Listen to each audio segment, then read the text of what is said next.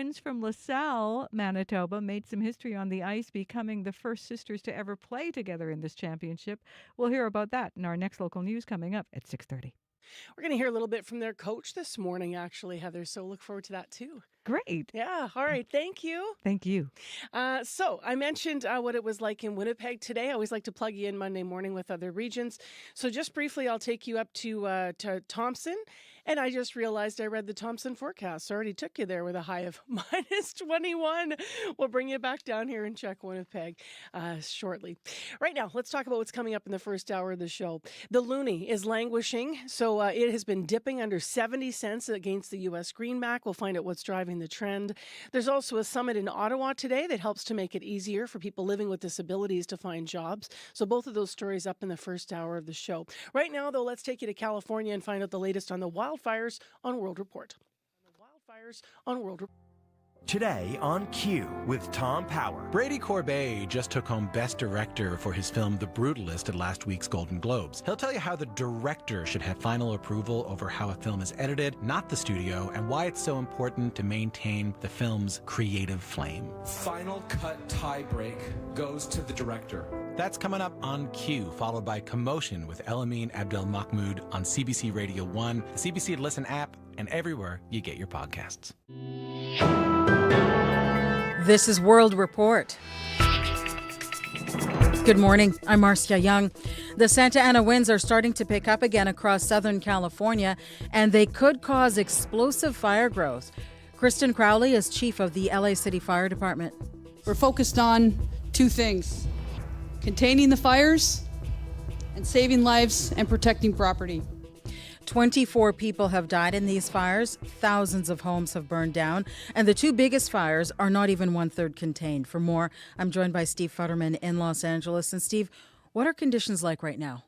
This is just the beginning of what's going to be a 3-day period. The worst of the winds are going to come on Tuesday evening into Wednesday morning. That's really the time of most concern. But LA's on pins and needles right now. People are actually very, very nervous. They don't want a repeat of last week. Now, fire crews are in position in these vulnerable areas where they might have new fires or possibly the reigniting of fires that have already been extinguished. There are also concerns that the winds may go into brand new areas where the fire crews are not positioned. Another good sign, though, Marcia, is that these winds are not going to be as intense as last week.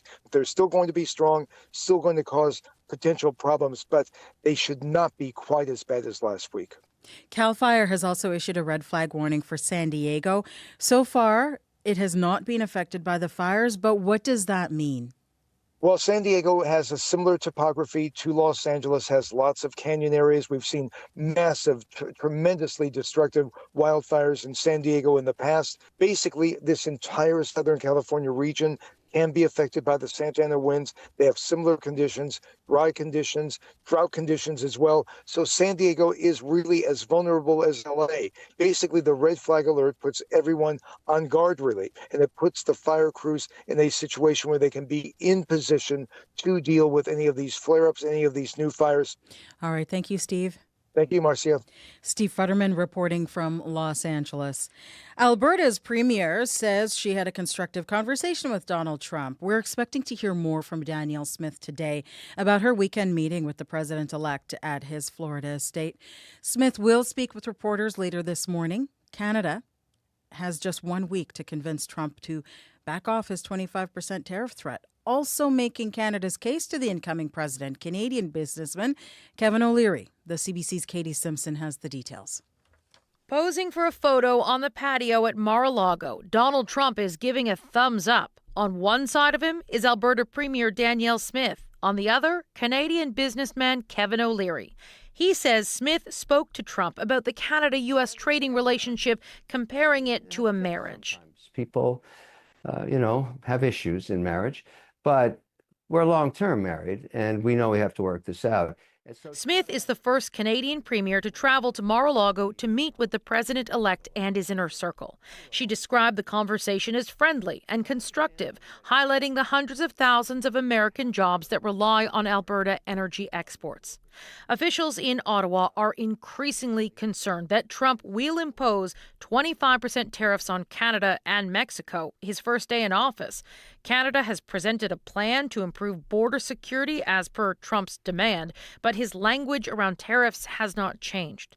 In his time at Mar-a-Lago, O'Leary says he's added his voice arguing against tariffs, though he is not a Canadian diplomat and holds no official standing. We don't want tariffs between Canada and the United States. That's a horrific idea. That's a bad idea. O'Leary is also promoting a Canada-U.S. union, musing about a common currency or shared passport, ideas that land with some controversy at a time when Trump continues to make provocative statements about taking Canada by economic force. Katie Simpson, CBC News, Washington. Qatari mediators say they have handed Israel and Hamas a final draft of a ceasefire agreement in Gaza. It followed talks between President-elect Donald Trump's Middle East envoy and Israel's spy chiefs. Gideon Sa'ar is Israel's foreign minister. Progress was made. We see some progress in the negotiations. Israel wants a hostage deal. Israel is working with our American friends in order to achieve a hostage deal. And soon we will know whether the other side wants the same thing. This weekend, U.S. President Joe Biden spoke with Israeli Prime Minister Benjamin Netanyahu. It is part of Biden's final push to reach a ceasefire deal before he leaves office January 20th. Iran is bolstering its fleet of military drones. با کسب اجازه از محضر مبارک فرماندهی معظم کل قوا Iran's army commander Abdul Rahim Mousavi says the military is getting 1,000 new unmanned aerial vehicles. State media says the drones have high stealth and anti-fortification abilities, and they reportedly have a range over 2,000 kilometers. Iran has been conducting exercises near its nuclear sites over the weekend. It is preparing for heightened tensions with the United States once Donald Trump is sworn in as president. Ukraine's president says 2 North Korean soldiers have been captured in Russia's Kursk region, and their story reveals a lot about the Kremlin's alliance with Pyongyang. It appears the North Korean soldiers know very little about the war in Ukraine, or even that they've entered a war at all. Dominic Valitis brings us the details. 다시 북한으로 돌아가고 싶어?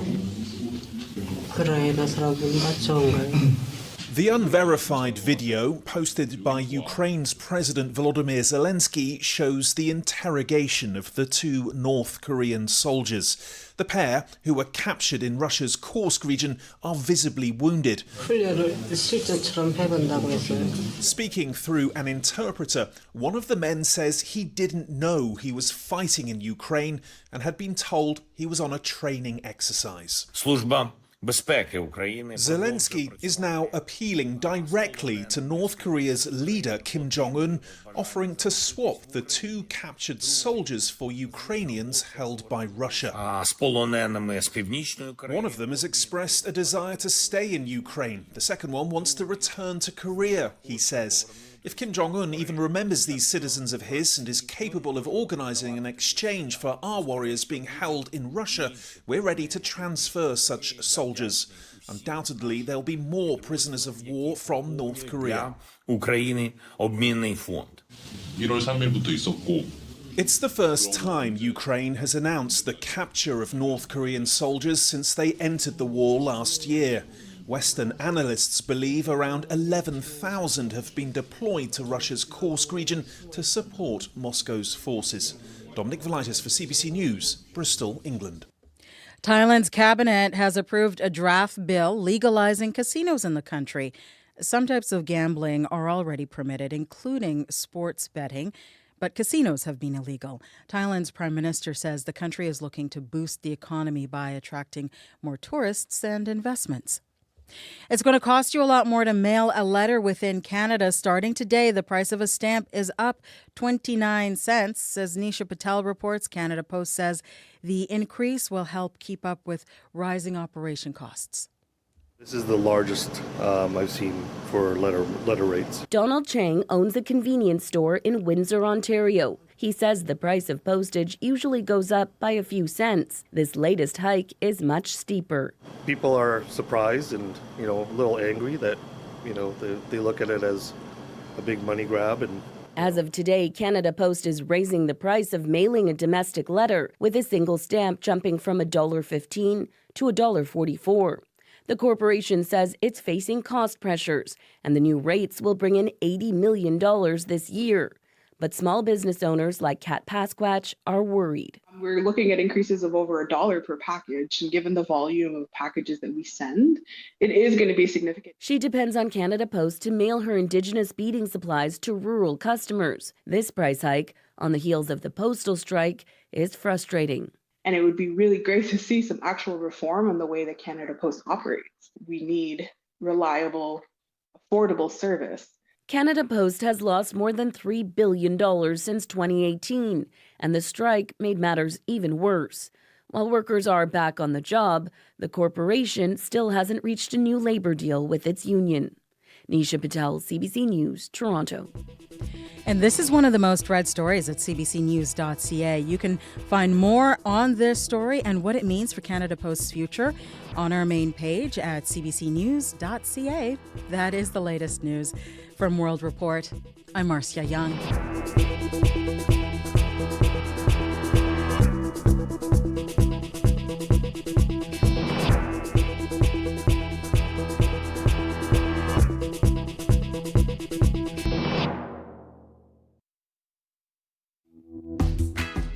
Well, hello, everybody, and good morning. I'm Marcy Marcouse. After a frigid Sunday, we're into a cold Monday morning once again in Winnipeg.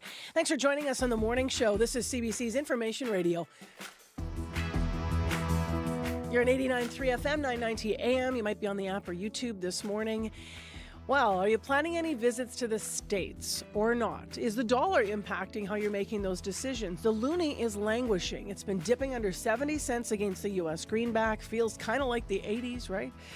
What's driving the trend, though, toward the lower value Canadian currency?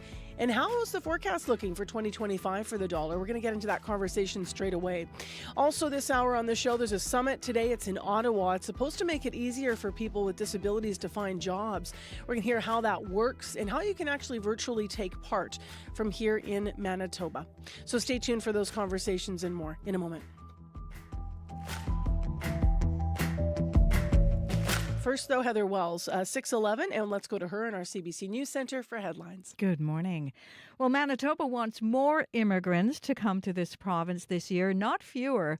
Despite Ottawa's cooling stance on immigration, Manitoba is asking the federal government to provide 12,000 skilled immigrants through the provincial nominee program, up from more than 9,500 Manitoba had last year. Bram Strain at the Business Council of Manitoba says this province needs the help. Crews in Winnipeg have fought fires in at least 6 vacant buildings so far in 2025. All had burned before. United Firefighters of Winnipeg President Nick Casper says it can be frustrating and he expects the trend to continue for the rest of the year. I'll be back with more Manitoba news coming up at 6:30. All right. Thanks, Heather. You're welcome. All right. Let's get into what's going on in weather and traffic. Abby's wearing both hats today and is in studio. How you doing? Good morning. How did you see the weather this weekend? Yesterday morning, I kind of had, for once, I usually am one of those people that walks out and goes, oh my gosh, it's so cold. But I checked. And then it actually used the word frigid for yesterday morning. So I was prepared, and that was not wrong. I thought yesterday was pretty nasty. How about you? Yeah, yesterday was frigid. I just had to stay in. I didn't step out till like almost 5 p.m. because I'm like, no, I'm just going to just wait this out. Yeah, Friday night, though, pretty mild to start the weekend. Anyway, where are we at this morning? It's going to be frigid today also. We have a light snow in the forecast coming in this morning. I noticed that you're still going to see that light snow, ice crystals drop in most of the regions, though that would taper off as we get into the morning. Then we get to see a bit of a mix of sun and clouds, but the temperature is still going to remain chilly throughout the day with the wind chill factored in. But looking at conditions in Winnipeg and surrounding areas, currently we are around minus 22. Light snow falling outside. That should end this morning, leading to a mix of sun and clouds. It will feel windy at times. The high would be around minus 20 for the city today. The wind chill makes it feel like minus 35. So if you're making that transition from one bus to another, be prepared for some chilly experience, and there's a risk of frostbite, so be prepared for that. In other regions, similar in Westman and the Pembina Valley region, and Dauphin is seeing some clear skies at this time. But further north, temperatures actually drop into around minus 34 in Flin Flon and the Par, and then for Churchill and Thompson, we're seeing the wind chills around minus 34 already this morning. But for Winnipeg, it is going to be light snow wrapping up this morning, leading to a mix of sun and clouds, and then we'll get to a high of minus 20. If you see anything in traffic, though the snow on the ground might be whipping around in some areas on the highways like the 75, the number one, just be careful there. If you see anything, let us know, 788-3093.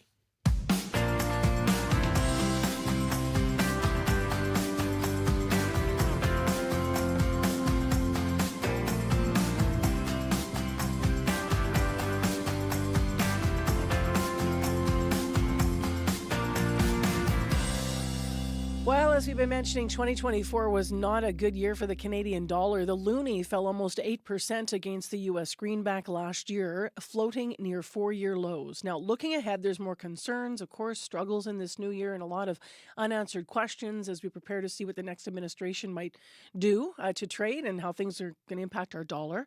To talk about the fiscal challenges, though, and where the Canadian dollar might be heading, Jim Stanford's here. He's an economist and director of the Center for Future Work. Good morning.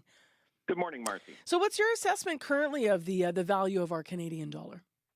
Right now, the dollar's trading at about 69 cents U.S. So one loonie buys a little more than two-thirds of one greenback. That has declined, as you mentioned. It fell about 5 cents versus the U.S. dollar last year. It's important, Marcy, to keep in mind, our loonie has been quite stable versus other currencies in the world. You know, think about the Europe or the euro or the British pound or the Japanese yen.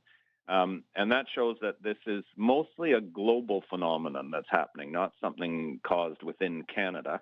And that phenomenon is called interest rates. Most countries in the world have been cutting their interest rates faster and further than in the U.S. That has opened up a gap in interest rates, and that is sucking in some of that hot money from, Bay Street and other financial centers around the world, and that's what's driving up the U.S. dollar. Remind us why we should care. You know what I mean? How a lower valued loonie affects Canadian consumers and the business community. Sure. Well, I guess I could use a monetary analogy, Marcy, and say there's two sides of the coin here. On the one hand, it means things that we buy from America are more expensive to us. So, imported food or piece of furniture or something we ordered online maybe that was priced in U.S. dollars. A trip to Florida, I'm sure that many Winnipeggers are thinking about right now. All of those things become more expensive, and that hurts. On the other side of the coin, it means things that are made in Canada and sold to Americans look cheaper, and that can be quite a positive for our economy. Tell me more about the advantages for businesses and individuals when the Canadian dollar struggles like it did in 2024. To elaborate, I guess, on the last point. Yeah, sure. Well, if you are a business that sells something to America, and we sell a lot to America, energy and lumber, agriculture, minerals, cars, tourism. When Americans come north, when Americans come to Canada, they're often drawn by the fact that their dollar goes further here. So all of those things are helped when the dollar is lower. Americans are likely to buy more of it, but even what they already buy generates more revenue in Canadian dollar terms. So if you're one of those businesses or you work in one of those export businesses, then this is not a bad thing at all. I'm really interested because you recently did a study. There's this tariff threat on Canadian exports by Donald Trump, of course. Next week, he comes into power. We're talking 25% if it goes through. You've released a study looking at the potential effects of U.S. tariffs. What did you find? Yeah, our report actually is just out today, Marcy. It's called Who's Subsidizing Whom? Now, I note that good Canadian grammar in the title, right? I got the whom, not the who. The report looks at Donald Trump's claims that the U.S. is subsidizing Canada because they have a trade deficit with us. Now, there's a huge amount of trade that goes both ways, but on a net basis, we sell a bit more to them than they sell to us. But that deficit is much smaller than Trump has been claiming. It's about $40 billion a year, whereas he says it's $200 billion a year. He just makes these numbers up. That's how he works. Canada is, in fact, the biggest market in the world for U.S. exports. They sell more in Canada than any other country. And that deficit is definitely not a subsidy. That isn't how trade works.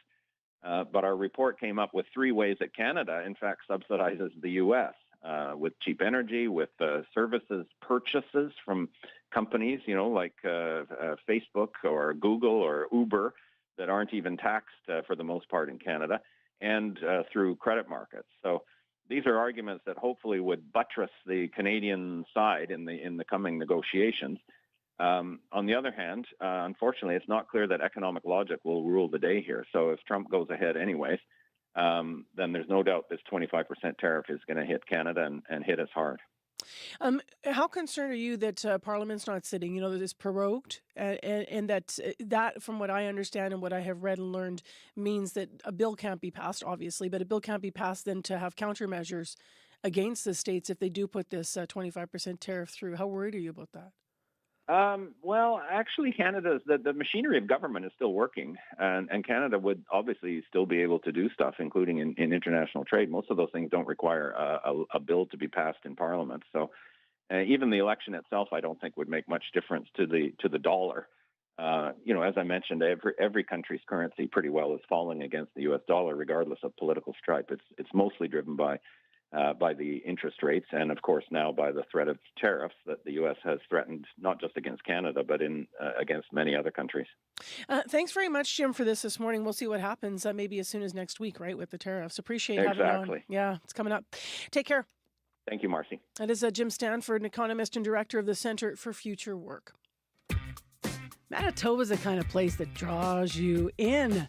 Every day it's growing, it's changing. Just when you think you've got it figured out, though, there's something new to understand. I'm Marcy Marcusa, host of the CBC Daily Podcast. This is Manitoba. I've covered the news from the rail line in Churchill to the border in Emerson, and it's talking about the local stories that help us understand this place. That's what This is Manitoba is all about. Find it on CBC Listen or wherever you get your favorite podcasts. CBC Music Live. Head into the big venues, intimate concert halls, and small stages. Celebrate live music the way it was meant to be. Share in an unmistakable energy of being shoulder to shoulder with music fans and face to face with some of Canada's best musicians. It's such an honor and a pleasure to play here. CBC Music Live, brand new season. And catch past episodes right now on CBC Jam. It is 6:21 a.m. on 89.3 FM, 990 a.m. on the app and on YouTube. Thanks so much for joining us this morning. I'm Marcy Marcusa. You're on CBC's Morning Show. Still cold today, a high of -20, and with wind chill, it'll feel like -34, so bundle up. Well, finding a job can be tough. It is even tougher, though, if you live with a disability. The most recent census data from 2022 shows the employment rate for people in Manitoba with a disability is 17% lower than for people who live without one. But a summit in Ottawa today hopes to close the gap. It's called the Untapped Talent Summit. It will host the launch of a new job board for people with disabilities to make it happen. So anyone across the country can join the summit virtually for free. And it's put on by the Council on Rehabilitation and Work. The president is Maureen Hahn, and Maureen's with us now. Hi there. Hi there. Good morning. How are you? I'm well. So how does this job board work, Maureen? Well, so the job board we're launching the job board after our summit today. And the job board is actually a very exciting platform that we have developed to really to meet people, folks with disabilities who are looking for a job or a new job getting into the labor market, or maybe just wanting a change, and the businesses and employers who are looking for the talent. And the job board will meet the folks where they're at, either the business or the person with a disability, to help them.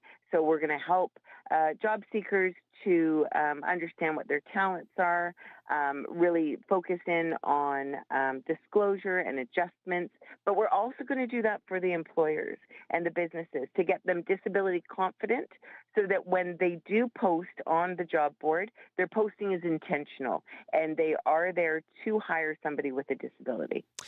So the whole platform, the board itself, as you said, is exclusive to people who are, Canadians who are living with disabilities looking for work. And as you said, the employers that go there then will be knowing what they're there for and what they're looking for. Is it all virtual? And tell me a bit about the launch and where people can access it. Yeah, for sure. So yes, it is all virtual. The job board is all virtual. It will be launched after our summit that is happening today. And at our summit, we're going to be, again, focused on employers and folks with disabilities. And we're going to listen to some professionals who have disabilities themselves, who are going to talk a little bit about their mentorship and how important mentorship is. We're going to talk about building an inclusive workforce. We're going to talk about understanding career development, for example. And then we're going to close the summit by launching our job board. What are some of the biggest barriers that continue to keep people with disabilities from finding gainful employment?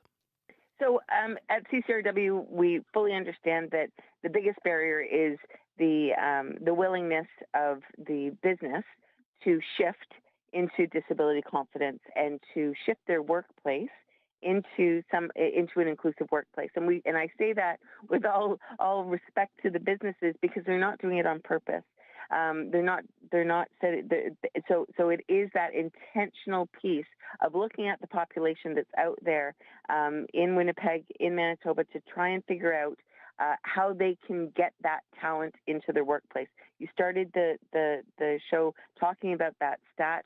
Well, around 27% of folks in Canada identify as a person with a disability. That is a huge untapped talent market that all we need to do is adjust the workplace a little bit, figure out how we can get those folks and their talent, not looking at the disability, but looking at that talent into employment. Why did you say they're not doing it on purpose? Well, I don't. Yeah, sorry. No, I'm just curious whether or not that comes with a stigma or with a lack of education or misunderstanding about, I guess the stigma narrative is that it would take so much more to employ somebody living with a disability, right?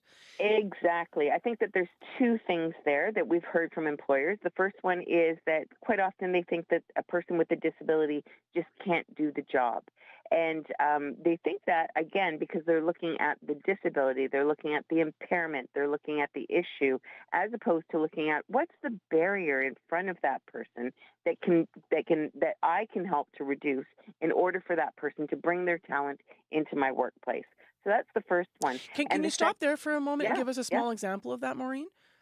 Sure. Well, say we've got somebody with high anxiety that comes into the workplace, but gets a little bit frozen sometimes when they're working.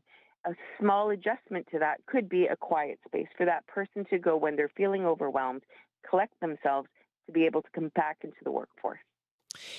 You were gonna elaborate on some other things and some other reasons that employers the stigma you were talking about that exists. Yeah. So I think that the first one is that they think that the person with a disability just can't do the job. But the second one is fear, right? There's a fear of doing it wrong. There's a fear of saying the wrong thing. There's also a fear of getting sued or going into a human rights complaint. But I'll tell you, with the population at 27%. Chances are businesses are already employing somebody with a disability, and they may not know it.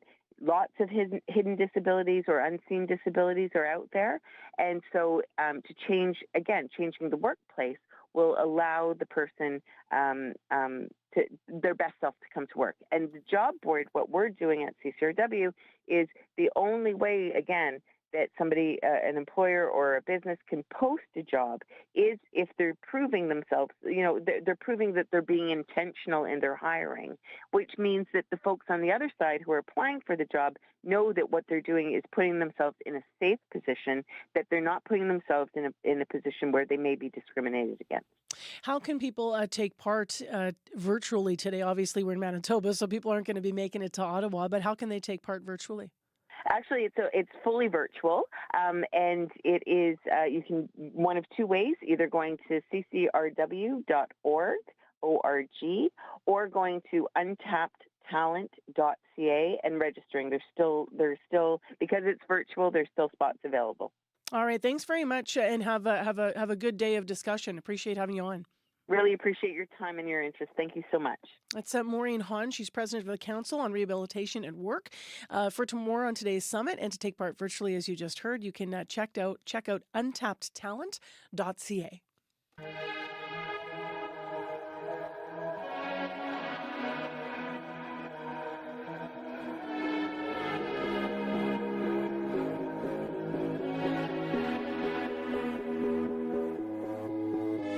She's just running for space, losing the race. She needs a slower pace, a heart race. Alone, without a doubt, changing the crowd. Forgone, dropping a mask, ready to distract.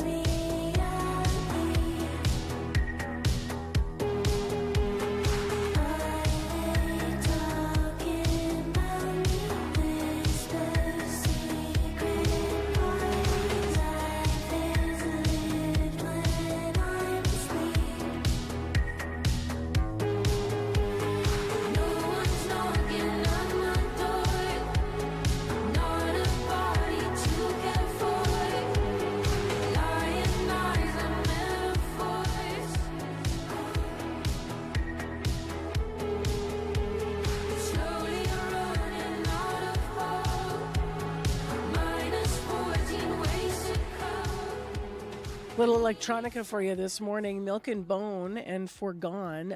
They have made music for feature films, also Cirque du Soleil, if it sounds all ethereal. That's the point. Their upcoming EP is even called Baby Dreamer, and it comes out on January 17th. Features some of the tunes, by the way, that are featured in the video game Lost Records Bloom and Rage, if that's your jam. It is cold this Monday morning. You're listening to CBC. If you have anything to report on the morning drive or the commute out there, please give us a call, 788-3093. So far, we haven't had any major calls about problems in traffic. And coming up, we have business news with Crystal Lee Ramlakan. But first, your CBC Winnipeg News.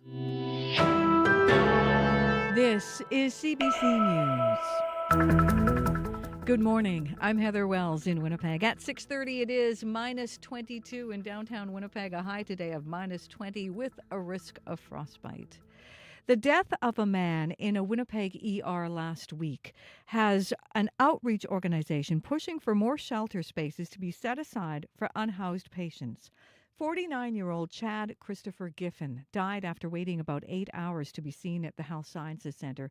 Marion Willis is executive director at St. Boniface Street Links. She says the organization has designated 20 beds for people who go to hospital to seek shelter. They're all coming to us because they either don't really need to be in hospital, but they need support, or they've actually gone to the hospital homeless. They've been in a bed. They've been ready to be discharged for quite some time, but there's really been no place to discharge them to. This program's been running since April on provincial funding. Willis says replicating it across Winnipeg could help ease some of the patient flows in emergency rooms. Manitoba wants to welcome even more skilled workers this year, despite Ottawa's stance on immigration souring. Manitoba is asking the federal government for 12,000 skilled immigrants through the provincial nominee program. That is up from the more than 9,500 nominees Manitoba received last year. Immigration Minister Malaya Marcelino says she is convinced her department can process 12,000 applications in time. Back in 2023, the province fell short of its immigration target. That was the previous government's doing. And we needed to turn that around, and we did it within a year. So just so appreciative of all the efforts of the department for what they were able to do with that. The more than 9,500 nominees Manitoba permitted for 2024 was a record. It is unclear if the federal government will grant Manitoba as many nominees as it wants. Several vacant buildings in Winnipeg have caught fire so far this month, and all had gone up in flames before. One of the properties was an apartment block on Mountain Avenue. It was at least the fourth fire there since 2022. Elsa Doucette lives nearby. Relieved. It's been an eyesore for an ongoing amount of times, a hazard, if you would say. Winnipeg logged 182 fires at vacant buildings between January and September last year. That is more than any other year since 2018. Doucette says owners of vacant or derelict buildings have a role to play. Under the vacant building bylaw, those owners are responsible for securing the building and paying a yearly fee. A man with a history of violence released from jail a week ago in Winnipeg has been taken back into custody. Marcel Hank Charlotte was arrested by police after failing to comply with his probation order. He failed to comply with a curfew at a court-ordered residence. When he was arrested at Millennium Library Saturday, police say Charlotte had a small quantity of meth on him. Charlotte is considered high risk to reoffend in a sexual or violent manner. He also had been convicted for manslaughter in the death of a child. Now to California, where the death toll from the wildfires around Los Angeles has reached a grim new milestone. Last night, officials confirmed 24 people have been killed. Another 16 are missing. And there are fresh fears this morning about what's coming this week in the forecast. Strong winds expected from now until Wednesday. Kristen Crowley is Los Angeles City Fire Chief. I want to reassure you that your LAFD, all of our regional partners, every single agency that has come from up and down this state and outside of the state, we are ready. Mayor Bass, Chief McDonald, myself, our city leaders are fully committed to ensure that we're ready for this next event. The LA Fire Chief is facing heavy criticism for her department's response last week. Meanwhile, students go back to school today. Alberto Carvalli is the Los Angeles school superintendent. We have made the decision to reopen all schools, with exception of those schools that remain in a mandatory evacuation zone. And more resources from Canada are headed to California, including water bombers and firefighters. You can hear the latest coming up on World Report at 7. It is Canadian women's hockey gold. The under-18 team defeating the United States at the World Juniors yesterday. But a pair of twins from LaSalle, Manitoba also made history on the ice. Kate and Sarah Manis are the first sisters to ever play together in this championship. Michelle Moore-Davison is the sisters' coach. The medal is the part that everybody sees, but I get to see the part, the grueling, the behind the scenes. So you're just so thrilled for them, because it's like that achievement is so well deserved. Canada blanked the U.S. 3-0 yesterday. This is Canada's 8th gold in the global tournament. You can find more news updated throughout the day. All you have to do is head to cbc.ca/Manitoba. All right, thanks, Heath. You're welcome. Heather Wells in our news center this morning. Well, Abby Adeyemi's wearing a bunch of hats today. He's, I guess, filling in for Corey, directing, and then doing weather traffic. Where do you want to start? Let's just start with the cold. It's frigid outside. It's a cold across the province. Maybe we just take a bit of traffic. Nothing really happening yet, but you just need to be careful, because some parts of the road are slippery, and then you have ice-covered portion on the highway, so you want to take care. That's about traffic. But if you see anything, give us a call. About the conditions of the weather, it's kind of cold. It's going to be a snowy day, a snowy start, I would say. Temperatures dropping to around -20 in most of the regions today. Though that light snow will be tapering off as we get to into the morning. Then we'll see a mix of sun and clouds. That would continue for most of the day. Frostbite is still a concern. In Winnipeg, currently -22. We're seeing that light snow you're seeing outside should end as you get into your morning. Then a break of a mix of sun and clouds will take over. The high for today will be around -20, though the wind chill for this morning feels like -35. Heading west to Brandon, temperatures around -26, ice crystals in the air. A light snow will taper off this morning, giving way to a mix of sun and clouds. The winds will be light, but the high for today will be around -21. The wind chill actually makes it feel like -33 this morning, so frostbite is high. You need to take care. In the Parkland region, we're seeing temperatures around -30 already in Dauphin. Though it is clear out there, we're not seeing any snow inside, but there's a slight chance of snow later in the morning, close to your lunch break for that region. The winds will be light. Highs will be similar to Brandon, around -21. The wind chill feels like -36 this morning, so be prepared for a cold night, because that's the conditions that will take you into the evening. And then we go to the Interlake region. We're seeing seeing temperatures around minus 26 for Gimli and the surrounding areas. Light snow falling at this time. That should end as you get into the morning. Then we'll see a clearing for a mix of sun and clouds. It will be windy with highs around minus 22. The wind chill feels like minus 32 this morning for folks in Gimli. Moving north, we're seeing minus 34, 35 in the Palm Flin Flon. A mix of sun and clouds is expected today, though there's a slight chance of snow, light snow in the forecast. Temperatures will get to a high of minus 23, but the wind chill this morning feels like minus 36. And then we go farther north in Thompson and Churchill. We're seeing minus 22 in Thompson. Light snow falling at this time. That would be followed by a mix of sun, cloudy conditions, a breezy high of 21. And then in Churchill, we're seeing temperatures around minus 20 with light snow falling. Though the wind chill for both regions will be in the range of minus 34 and minus 29 for the northern regions. So across the province this morning, we're looking at a cold one. Temperatures mostly below minus 20. And that light snow should be clearing off this morning. But for Winnipeg, we're seeing wind chills around minus 35 this morning. You see anything in traffic? Give us a call. All right, thanks, Abby. Thank you. Let's get to business news now. Crystalie Ramlakan joins us via Zoom. Hello to you. Hey, good morning, Marcy. So let's start with a story that's coming ahead of the Trump presidency becoming official. So U.S. banks are abandoning right now a Mark Carney climate initiative. And obviously you're going to outline why that's significant. But what are the details of this? Yeah, so when Carney was the UN Special Envoy for Climate Action in 2021, more than 160 financial institutions had signed on to the climate finance supergroup known as the Glasgow Financial Alliance for Net Zero. And then at the time, Carney, who's now an expected contender for Liberal leader, called it a watershed moment for the energy transition. But now some banks are dropping out of the UN-sponsored initiative, which was originally designed to get banks to align and share investment practices for net zero goals. Now, an offshoot, the Net Zero Banking Alliance has seen every major U.S. bank quit in the span of the last month. The banks hold trillions of dollars in assets that experts say will be needed to transition away from fossil fuels. And climate finance experts say banks are worried about Trump, who campaigned against ESG investing, which follows environmental, social, and governance principles. There has also been a lawsuit and probes led by Republican lawmakers.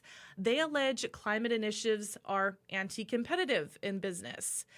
For now, all of Canada's major banks are still part of the alliance, though, but some signaled they are leaving the door open to potential exits at an industry conference last week. Now, on a similar note, Meta is now ending its Diversity, Equity, and Inclusion, or DEI, program. What else do we know about this? Yeah, so it's the latest company to pull back on such practices. So Meta is eliminating the company's DEI team. And in a memo, the company says the legal and policy landscape surrounding diversity, equity, and inclusion efforts in the United States is changing, citing recent Supreme Court decisions signaling a shift in how U.S. courts will approach DEI programs going forward. So Meta says it's going to continue to source job candidates from different backgrounds, but it will stop using a diverse slate approach. And the chief diversity officer will take on a new role focused on accessibility and engagement. So, of course, this move comes as the company tries to mend relations with Trump, who has criticized Meta's policies in the past. And Meta recently announced an end to third-party fact-checking programs and changed its content policies. And the tech giant also recently elected 3 new directors to its board, including Dana White, the CEO of the UFC, who is a close friend of Trump. And it has elevated prominent Republican Joel Kaplan to be its chief global affairs officer. Let's stay with the stories about hiring this morning. What are the emerging job titles these days? Well, some of the fastest growing jobs barely existed at the turn of the century, and that's according to a new analysis from LinkedIn. So LinkedIn examined millions of jobs based on user updates in the last 2 years, and it's now seen a noticeable growth in the artificial intelligence industry, as well as newfound interest in hospitality and travel. So the top 2 jobs were artificial intelligence engineer and artificial intelligence consultant. So of course, AI has become the latest Silicon Valley buzzword as companies like OpenAI have released chatbots that are doing some pretty interesting things. But you know what? None of the jobs were AI focused or even high tech. So the number 3 job was physical therapist, and workforce development manager and travel advisor rounded out the top 5. And kind of calling back to our last story there, diversity and inclusion roles don't seem to be growing as fast as previous years. From 2018 to 2022, diversity and inclusion managers were the 3rd fastest growing job title. And then from 2019 to 2023, vice president of diversity and inclusion ranked 7th. But in this latest report, the roles weren't in the top 25 at all. What are the markets telling us this morning? We just did a big interview about the loonie. Yeah, so in Europe, markets are lower amid jitters over the global economy and a surging U.S. dollar. So Germany, the UK, and France are all down. In Asia, markets are lower after the U.S. jobs report dampened investors' hopes for early interest rate cuts by the U.S. Federal Reserve. So Japan, Shanghai, and Hong Kong are all down. Oil is up $1.32 to $77.89 U.S. per barrel. Gold is down $24.80 to $2,665.50 U.S. per ounce. And right now the dollar is down 0.08, so almost a tenth of a cent to 69.3 cents. U.S. All right, Crystal Ram-McCann, that'll do it for Monday Morning Business News. We'll talk to you again tomorrow.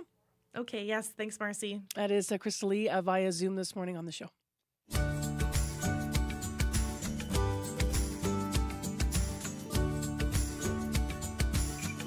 Well, from the dollar to other currency, next on CBC's Information Radio, there's some currency that's getting a facelift. So last month, the federal government announced that Terry Fox is going to appear on the new $5 bill. It comes after Viola Desmond's addition to the $10 bill, you might recall, in 2018. But what is getting far less attention is what is happening to the historical figures that are being dropped from the denominations. CBC's Blair Sanderson has a look this morning at the uncertain fate of the old faces of Canadian money. In Orlando, Florida, this currency convention is the place to be for collectors. Lots of coins, banknotes, to buy, sell, just listen to the buzz. Jared Stapleton is one of thousands attending. He's the Ontario director of the Canadian Paper Money Society. He was also part of a focus group contemplating the future face of the $5 bill. At the convention, he says word is getting around. Americans are talking to me. Oh, you're going to have a new Terry Fox on your banknotes. Can I get some? And they don't realize they're not out yet. We just made the announcement. If you don't recall that announcement, it's probably because it was contained in the federal government's December fall economic statement. The one that was overshadowed by an even bigger news event. The breaking news has just come from Finance Minister, Deputy Prime Minister Chrystia Freeland, that she, in fact, is no longer going to be Finance Minister. And once the dust settled and the economic statement was finally released, it was noted that Sir Wilfrid Laurier, who's being replaced by Terry Fox, will eventually be moved to the $50 bill. And when that happens, the current face of the 50, William Lyon Mackenzie King, will be dropped altogether. Jared Stapleton says it's a dollar dilemma. Who do you keep and who don't you keep, right? This is a hard one. And unfortunately, ultimately, the decision comes down to the government, the finance department. They make the ultimate decision on what's going to happen. The finance department has not provided a reason for kicking King to the curb, which inevitably leads to speculation. I'm happy that it's happening because he was an anti-Semite. Murray Levine started a petition more than a decade ago asking for Mackenzie King's removal from the 50. He cites the former Prime Minister's decision in 1939 to turn away a boat full of Jewish refugees fleeing Nazi Germany. It's something the federal government has apologized for. The Liberal government of Mackenzie King was unmoved by the plight of these refugees. But that explanation for Mackenzie King's removal from the 50 doesn't make sense for Alex Marland, who's a politics professor at Acadia University. You know, I think if that was really the case, there'd be much more pressure on McDonald to go because of residential schools. As it stands now, John A. MacDonald is in currency limbo after being replaced by Viola Desmond on the $10 bill back in 2018. At the time, the Department of Finance said MacDonald would eventually be moved to a higher denomination, with Robert Borden disappearing from the 100. Professor Marland says it's all political, which he says explains why Sir Wilfrid Laurier is sticking around. He's an icon among Liberals because he sort of represents the combination of French and English Canada, and frankly, he's quite dapper looking. You know, whether it is money, whether it is stamps, whether it is the passports, what happens is whichever party is in power tries to imprint its own view and perceptions of Canada on that material. Meanwhile, back at the currency convention, expert Jared Stapleton doesn't want to weigh in on which former prime minister deserves a place on our money. Instead, he's happy to focus on the new face of the five and the small role he played in guiding that selection. Yeah, it was a very interesting process, and I think they made the right choice with Terry Fox, who's well known around the world. And if you're waiting to get your hands on the new Fox 5, well, you'll have to wait a little longer. The Bank of Canada says they won't be ready until after 2027. For CBC Radio, I'm Blair Sanderson. The other bill you might be wondering about is the new $20 bill. So following Queen Elizabeth II's death, the Bank of Canada did announce that King Charles III will be the new face of the $20 bill. That is expected to be issued before the new $5 bill is printed. The cold of winter melted by an array of floral artistry to warm your soul. Fleur de Ville Artiste comes to the Leaf at Assiniboine Park January 16th to 26th. Bedazzled by figurines decorated in flowery fashions, designed by Manitoba's vibrant art scene and blossoming floral talent. Fleur de Ville Artiste, proudly sponsored by CBC. Visit cbc.ca/Manitoba/community for more. It is 10 to 7 right now on 89.3 FM, 990 AM on the app and YouTube. Minus 22 in Winnipeg, light snow falling. It's minus 26 in Brandon, also light snow. And up in Thompson, minus 22 with light snow as well. Wind chills will make it feel more like minus 35 across much of the province this morning. So it's a bundle up Monday.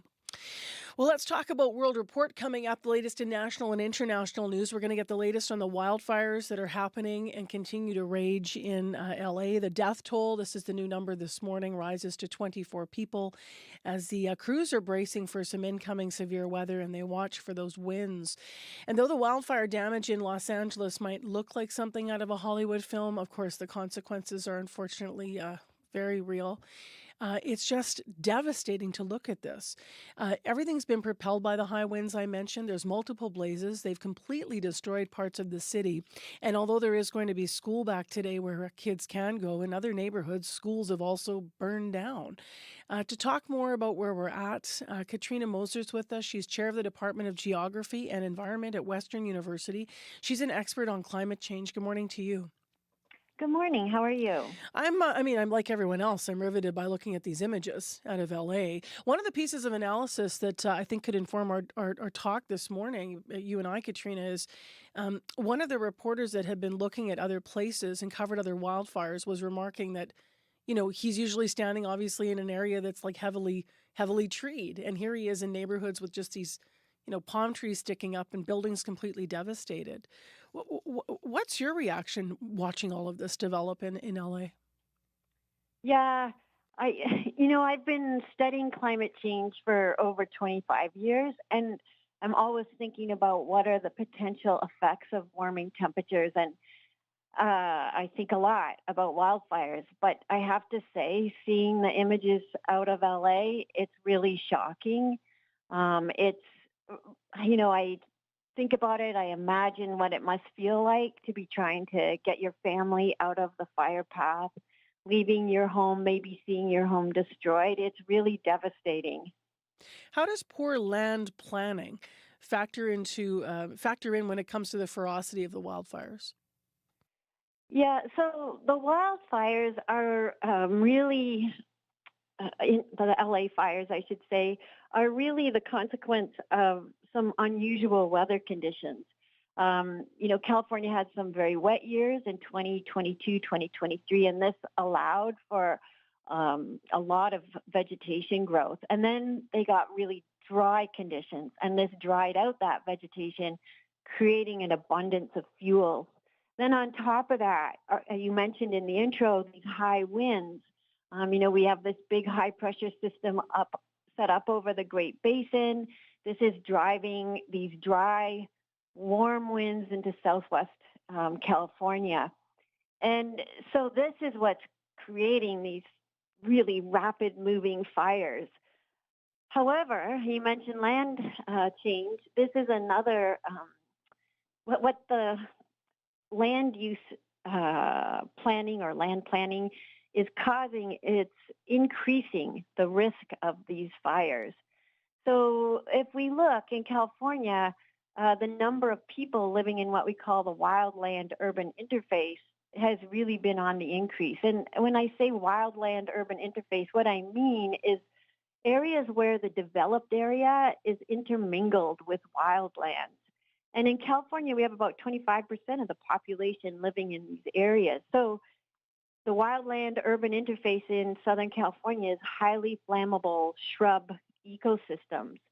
So basically what you're doing is putting people in these high-risk fire areas. And this is creating this devastating situation that we're seeing in LA. Because the fires then can just take hold in the low brush areas you're describing. And if adjacent there's this neighborhood, it can rip right through, and that's what we're seeing. Absolutely. And they're vulnerable Absolutely. depending on the wind.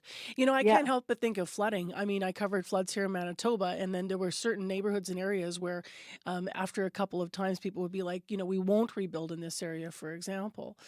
And it's devastating for people because the areas, I don't say that lightly, are places that they lived and, built their lives. But Absolutely. what lessons are you drawing from the examples from, communities here in Canada?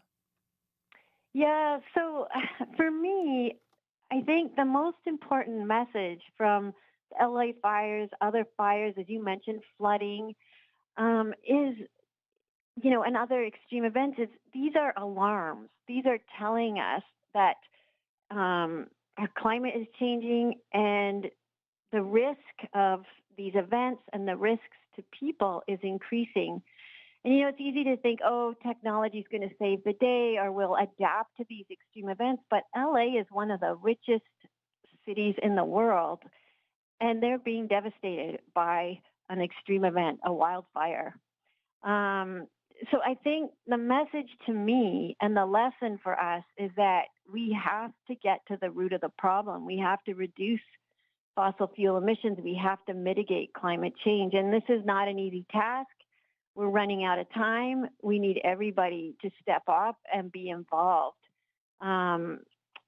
People say to me, well, what can I do? How can I do anything? And my advice is educate yourself, figure out what you bring to the table and take action. And I'm part of a team at Western that's developed a free online course to help people do this. Next course starts January 20th. It's we combine Euro-Western science and Indigenous knowledge to help people find good ways forward. And the course is called Connecting for Climate Change Action. We've already had thousands of people take it, and we hope some of your listeners will join us. Thank you very much for being with us this morning, Katrina Moser. Appreciate your time. Yeah, thanks so much for having me. Have a great day. You too. Katrina Moser is chair of the Department of Geography and Environment at Western University.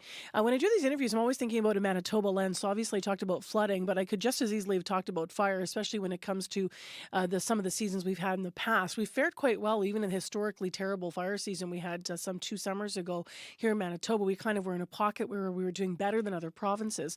But obviously communities north especially have been totally affected by wildfire and all that scary fire last year up in Abonabee.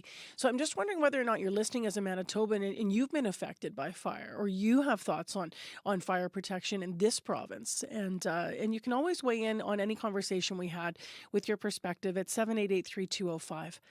Heather Wells joins us now at 3 minutes to 7 o'clock. Speaking of local, she's got your news headlines. Good morning. And speaking of fires, it's something that fire crews in Winnipeg have been doing a lot of, fighting fires in vacant buildings, at least 6 so far in 2025. All had burned before. The president of the United Firefighters of Winnipeg says it is frustrating. He expects the trend to continue through this year. And St. Boniface Street Links wants to see more shelter spaces set aside for unhoused hospital patients.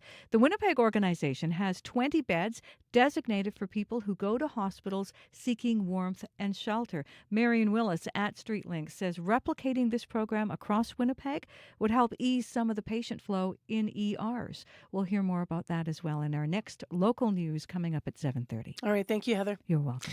Frigid today again, minus 22. Going to feel like minus 35 with the wind chill and a little bit of light dusting of snow for us this morning in the city.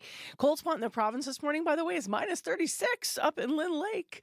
Sorry to break it to you if you're heading out and you're up in Lynn Lake this morning. In the drive this morning or the walk roll, it's looking pretty good. Could be a little bit greasy because of that light snow dusting over on the streets, but otherwise we're not seeing anything, and I'm just checking on X and not seeing anything new. So let us know if there is something we should pass along. Call the commuter line at 788-3093.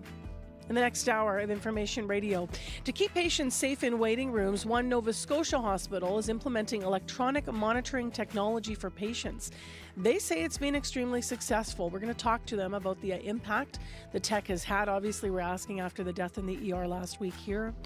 In addition, we're going to hear more about the safe spaces that are helping hospitals in Winnipeg, that pilot project Heather mentioning in the news, so we'll have a deeper look at that. Stay with us. That's all still ahead on the Monday morning edition of Information Radio. You are with CBC.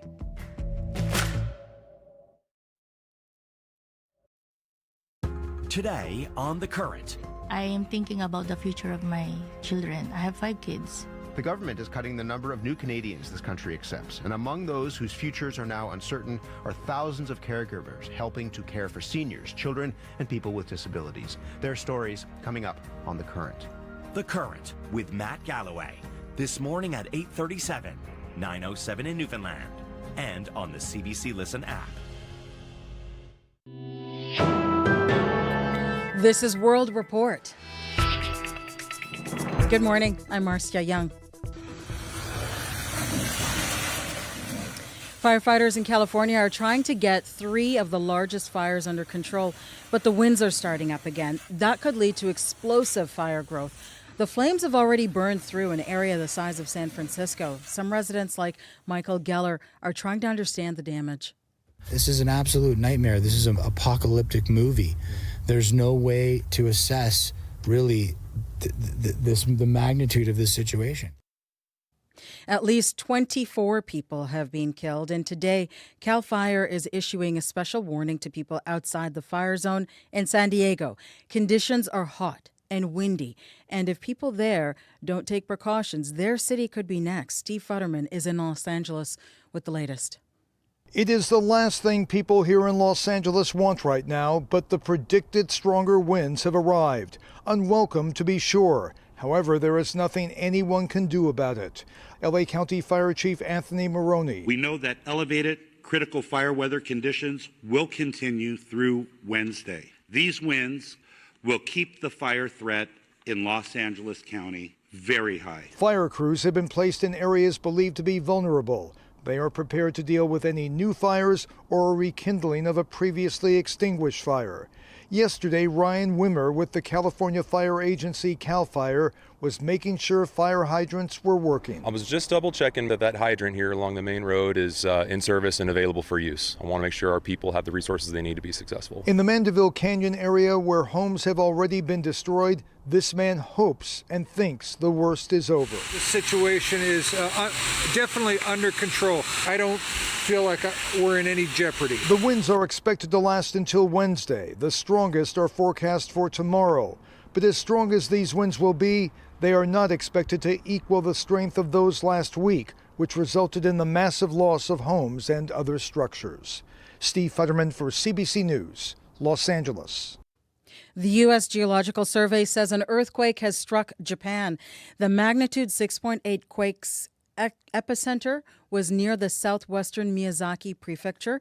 Japan's meteorological agency has issued a tsunami warning for the region.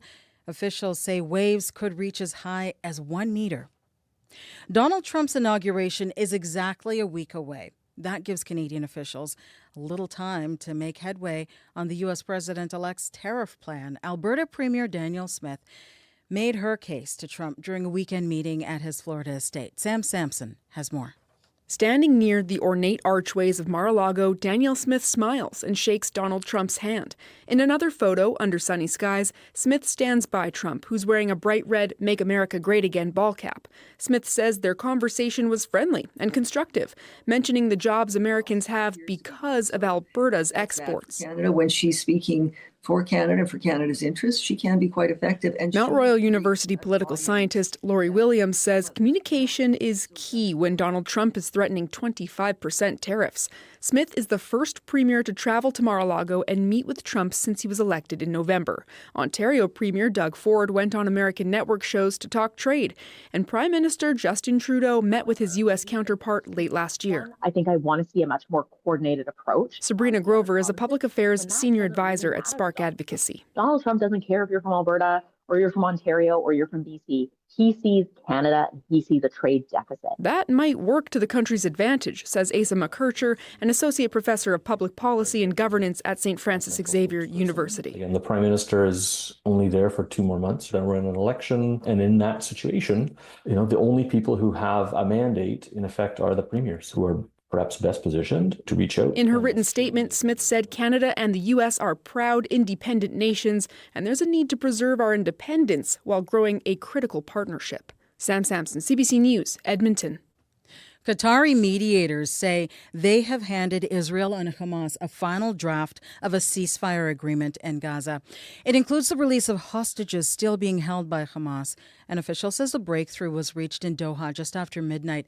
It followed talks between President-elect Donald Trump's Middle East envoy and Israel's spy chiefs. Israel's foreign minister confirms there has been progress on a hostage deal. This weekend, U.S. President Joe Biden spoke with Israeli Prime Minister Benjamin Netanyahu. It is part of Biden's final push to reach a ceasefire deal before he leaves office on January 20th. Iran is bolstering its fleet of military drones. Iran's army commander Abdul Rahim Mousavi says the military is getting 1,000 new unmanned aerial vehicles. State media says the drones have high stealth and anti-fortification abilities, and they reportedly have a range over 2,000 kilometers. Iran has been conducting exercises near its nuclear sites over the weekend. It is preparing for heightened tensions with the United States once Donald Trump is sworn in as president. South Korea's spy agency says 300 North Korean troops have been killed while fighting with Russia against Ukraine, and another 2,700 have been injured. Lee Sung-kwon is a member of South Korea's Parliamentary Intelligence Committee. He says military combat video suggests the North Korean soldiers don't understand modern warfare and that many are shooting at long-range drones. Ukraine's president says 2 North Korean soldiers were captured in Russia's Kursk region. He says when they were debriefed, one of the soldiers said he didn't know he had entered a war. He was told he was on a training mission. Britain's Prime Minister has unveiled a multi-billion-dollar plan to use more artificial intelligence. AI isn't something locked away behind the walls of blue-chip companies. It's a force for change that will transform the lives of working people for the better. Keir Starmer announced the AI Opportunities Action Plan this morning. He says it will help reduce costs and increase productivity in the public sector. The CBC's Crystal Gomansing has more from London. This technology offers huge potential in dealing with productivity problems. Senior cabinet member Pat McFadden selling the practical benefits of artificial intelligence. The Labour government is starting to implement recommendations from an AI advisory review launched last summer. We want to press ahead with a relentless curiosity about the public sector applications. Later on this morning, I'm going to see AI in action in the classroom, where it's being used by about 30,000 teachers in England, saving them about 3.5 hours a week, dealing with the long-term workload problems. From administrative work in the education sector to viewing images of road conditions, the Labour government is banking on AI to save money.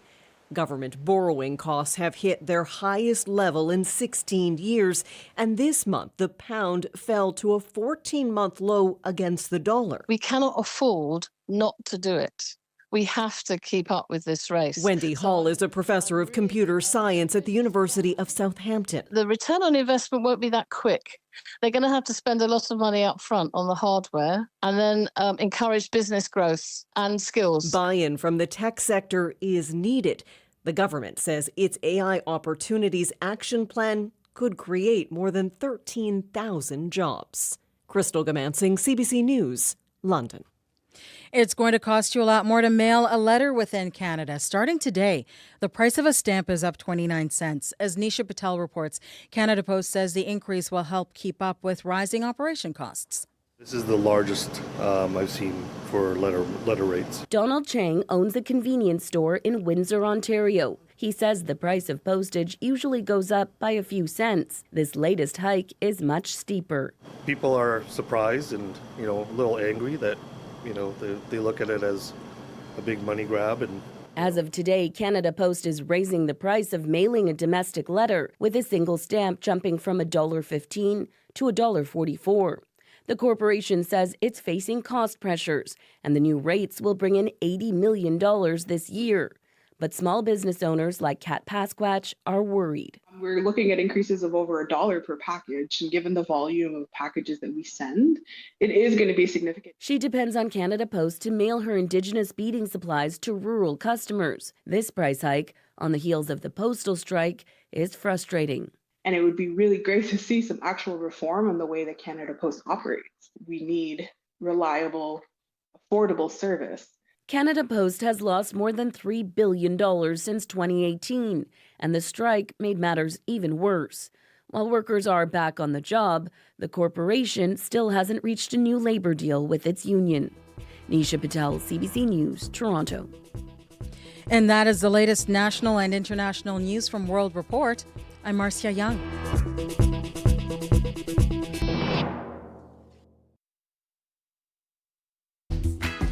Well, if you thought it was cold yesterday, then get ready for another day just like it. It's really frigid in Manitoba. The wind chills factored in make it feel like minus 35. Welcome to Monday. I always say that with a special amount of glee just to take the edge off. I'm Marcy Marcusa. You are listening to CBC 89.3 FM, 990 AM on the app and YouTube on the morning show. Well, this morning, in this hour of our program, a group representing Manitoba Crown attorneys say they are dealing with mounting workloads and that many lawyers are burned out. They are calling on the province for help. We're going to hear more about what has been going on. Also, some safe spaces are organized to help people who are houseless, who might land an emergency for warmth.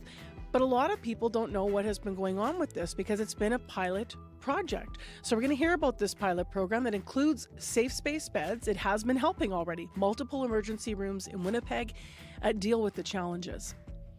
And of course, this comes on the heels of a man dying last week in the HSCER. So we're going to hear more about how this pilot's been going. That's coming up at 7:40. Right now, let's go to Heather Wells for other news and headlines this morning. Hi there. Hi there. Good morning. Well, Manitoba wants more immigrants to come to the province this year, not fewer.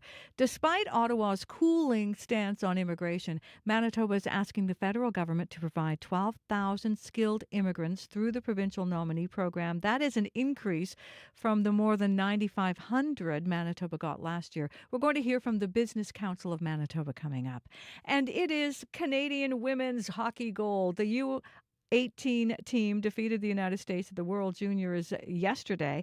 And a pair of twins from LaSalle made a bit of history on the ice. Kate and Sarah Manis becoming the first sisters to ever play together in this championship. We'll hear more in our next local news coming up at 7:30. All right, thanks, Heather. You're welcome. Pretty cool too, because one of the people that coaches with them, I understand, was had never played hockey, but was a high level figure skater. So then got into coaching and now is obviously doing development for skating, but also for the Toronto Maple Leafs as well as for the team. So just really cool. We're going to hear more from the coach as well through the show. Right now, let's go to Abby Adeyemi. I was talking about how cold it is out there, Abby. What's the actual forecast telling us? Yes, it is frigid. If you're starting your Monday, that's what's going to be greeting you this morning. We have a cold and a windy day. The snapshots around the province, that's what it looks like in most of the regions. Though this light snow we know we're waking up to should taper off as you get into your day. That would give way to a mix of sun and clouds later. We're seeing temperatures really on the chilly side throughout the day, and the wind chill is going to be something you need to take into consideration. But if we look at conditions right now in Winnipeg and surrounding areas, temperatures now around minus 23. That light snow still being spotted here and there. It should taper off this morning, living behind a mix of sun and clouds. Windy at times. The high for today would get to around minus 20, though with the wind chill factored in, it's going to feel like minus 35, and then during your lunch break, it's still going to be around that range. So you want to take care because frost bites in minutes. Tonight, we're going to see mostly clear conditions, and then it stays quiet, but it's still going to be cold. We're going to see a low of around minus 28. In other regions, Westman region seeing similar conditions all the way down to the Pembina and Red River Valley. We're seeing cold conditions and wind chills around that minus 30s. So you want to take care. But for Winnipeg today, light snow this morning, tapering off, and then a mix of sun and clouds and highs around minus 35. If you're on the highway today, just take care. Look out for partly covered portion of the roads. That's going to be a concern. And if you're trying to commute on the number 1 or the 75, the passing lane can be very tricky. So take care out there. You see anything you want to report? 788-3093.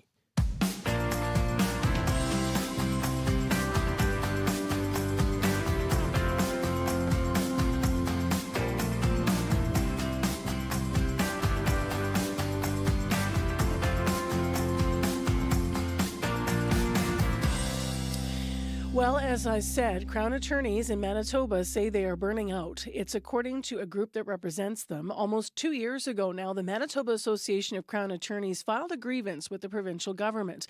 It addresses what the group calls, quote, dangerously heavy caseloads, end quote. But the grievance won't be heard by an arbitrator until much later this year. And the association says the pressure on lawyers is only growing. It's calling on the province to help lighten their mounting workload. And there's a comprehensive letter that they've written outlining all the challenges here. So to walk us through the concerns, Ben Wickstrom is with us, Crown attorney who represents the group. Good morning. Good morning, Marcy. So tell me first, if we walk through this in steps, because there's a lot of concerns in this letter I cited, but what exactly is contributing to the mounting workload? I think part of it is just the sheer volume of work. Obviously, as crime increases in Winnipeg and across the province, you see more work for Crown attorneys in those circumstances. The other thing I think that is really putting a lot of pressure on Crown attorneys is just the sheer volume of disclosure that we're dealing with. So disclosure is essentially the evidence that Crown attorneys are handed by police. And, 20, 30, 40 years ago, we didn't have these computers that we walked around with in our pockets, or the sheer number of surveillance cameras on the streets. And so there's much more electronic disclosure that has to be gone through to make sure that nothing's being missed. And some of it is not very fruitful, but it has to be reviewed nonetheless.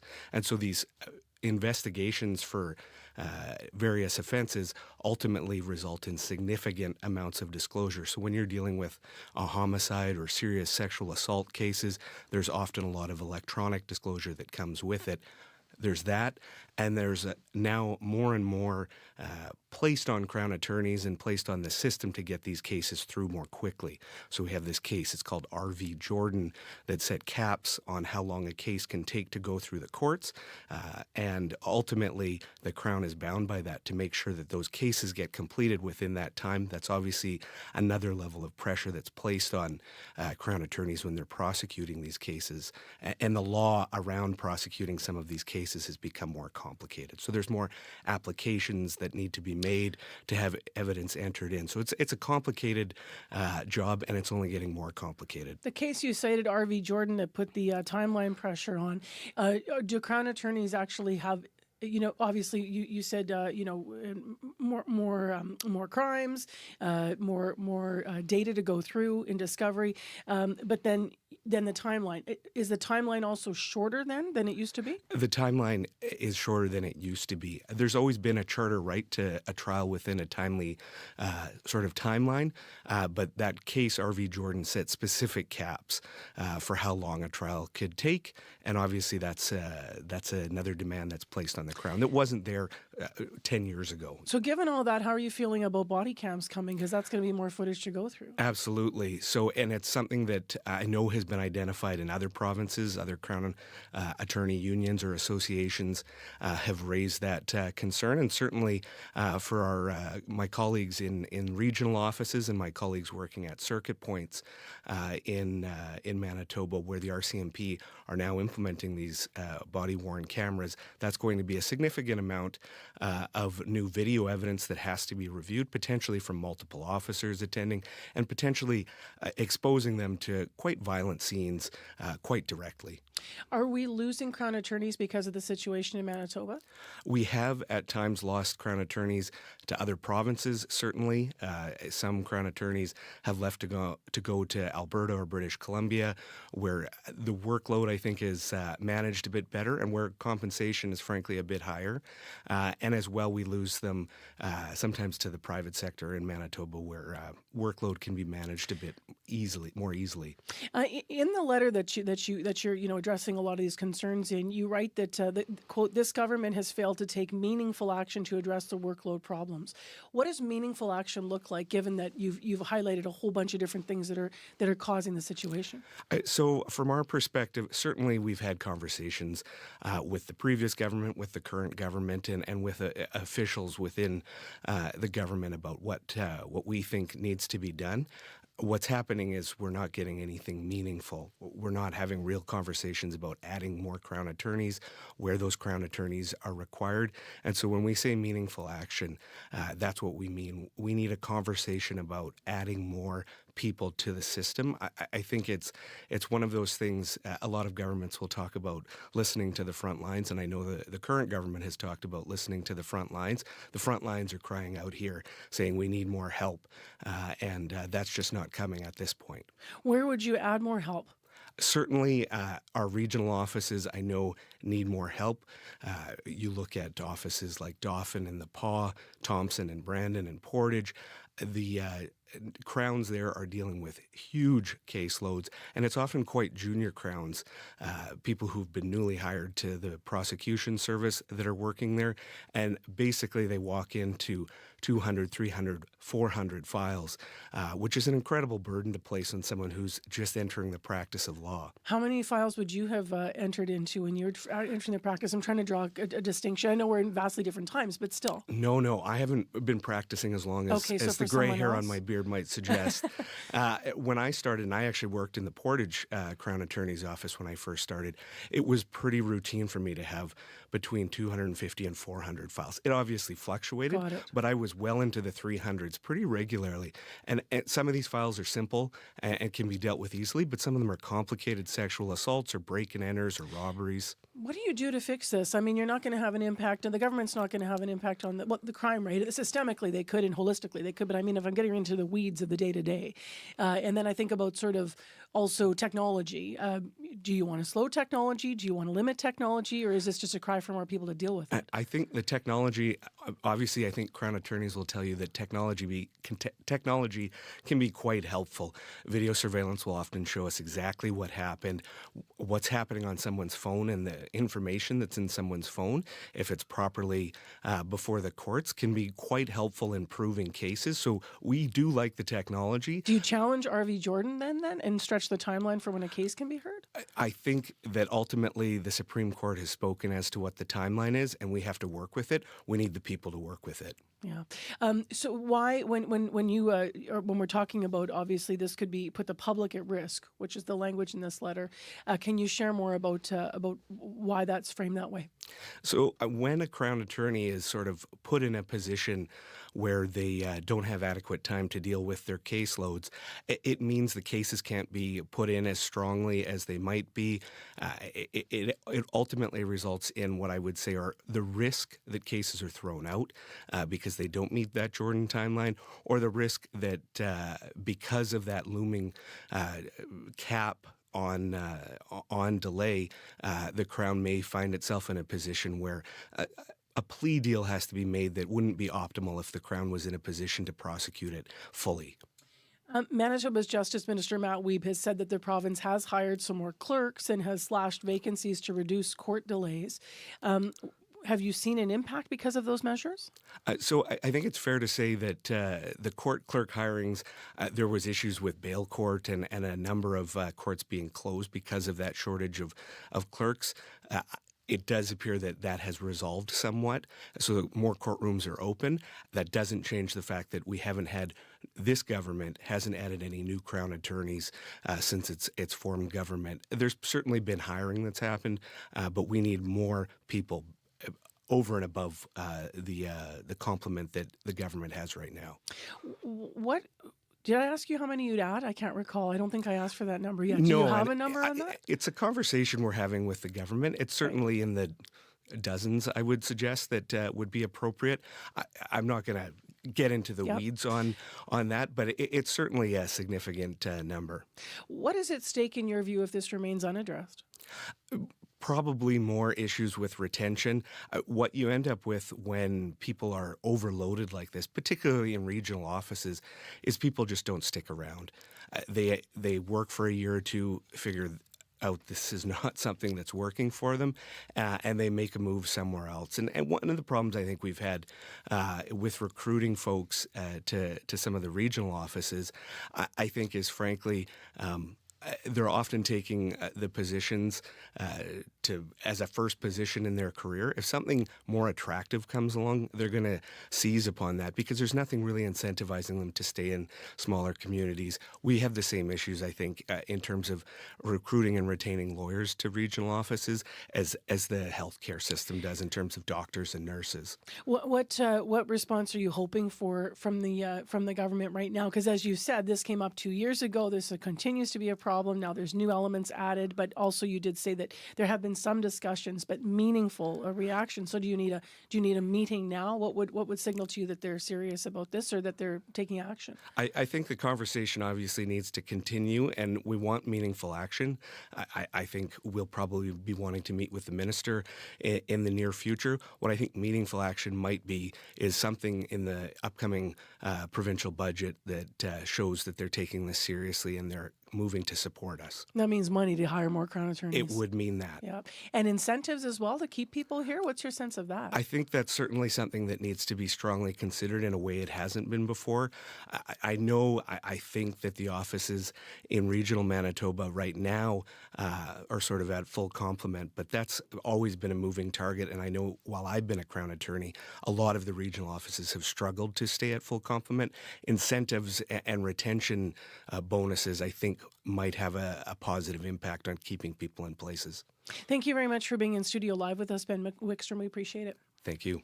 Ben Wickstrom is the media officer for the Manitoba Association of Crown Attorneys. Now, Manitoba's Justice Minister Matt Wiebe did speak with CBC and says the NDP has hired more than 30 new Crown attorneys since taking office. It also said it's working on recruitment and retention strategies, as we alluded to in our discussion here, including signing a new deal to improve compensation for attorneys. So that is as much information as we have to this hour. 7:25 is the hour on your Monday morning. It's time for sports now, and Scott Regehr joins us. Hi, Scott. Happy Monday to you, Marcy. Yeah, let's start with football. There's an important happy signing by the Bombers, right? Yeah, bringing back Willie Jefferson, the veteran defensive end, on a new contract. Jefferson, Marcy, was set to become a free agent next month, but is instead coming back for another year in blue and gold. He's 33, but he is still at the top of his game, Marcy. He was named a CFL All-Star at his position for a sixth straight year. He had a heck of a Grey Cup performance, so great to see Willie Jefferson coming back. Although the Bombers still have plenty of pending free agents remaining, including star receivers Dalton Schoen and Kenny Lawler, as well as the backup quarterback Chris Strevler. Any player left unsigned as of February the 11th will officially become a free agent. Let's get to another story, an impressive performance by a Winnipeg golfer. Yeah, that is Nick Taylor, who many listening, Marcy, will know as the guy who finally ended Canada's decades-long drought by winning the Canadian Open. Well, since that historic win in 2023, things have not been great for he was Winnipeg-born. Yes, Taylor. he hasn't lived here in a long He time. was just a kid, yeah. So looking at yesterday, though, in Hawaii, Taylor wins the Sony Open, and as has become his custom, he did it in very dramatic fashion. He used a playoff in beating Colombia's Nico Echeverria. It's a tough day. I was not really thinking about winning necessarily. Got on a birdie streak there, and then I missed two short putts on 15 and 16, and to be able to make eagle on 18 just to have a chance, I really didn't. I was a little down after those two missed putts because I felt like, it was just tricky with the wind. But anyways, it was, I'm a bit stunned that this worked out this way. He's crazy. He's a playoff beast. He makes his best shots when he's under pressure. It's really something. And if you've never golfed, you won't appreciate what he did yesterday. But holy moly. Really. Well, you heard him talk about those short, very makeable putts. I mean, I'm looking at these putts and thinking, I could make that. Under the right circumstances, maybe not in the wind in Hawaii with all that stress, but that just set up that situation on the 18th hole where he needed an eagle to make it into the playoff, and he chips it uphill in that Hawaiian wind from the distance of about the length of a bowling alley is my understanding, 59 feet, something like that. So Crazy. Incredible. You're right. The degree of difficulty doesn't faze him at all. No doubt. Now, let's go to another story before we lose you this morning.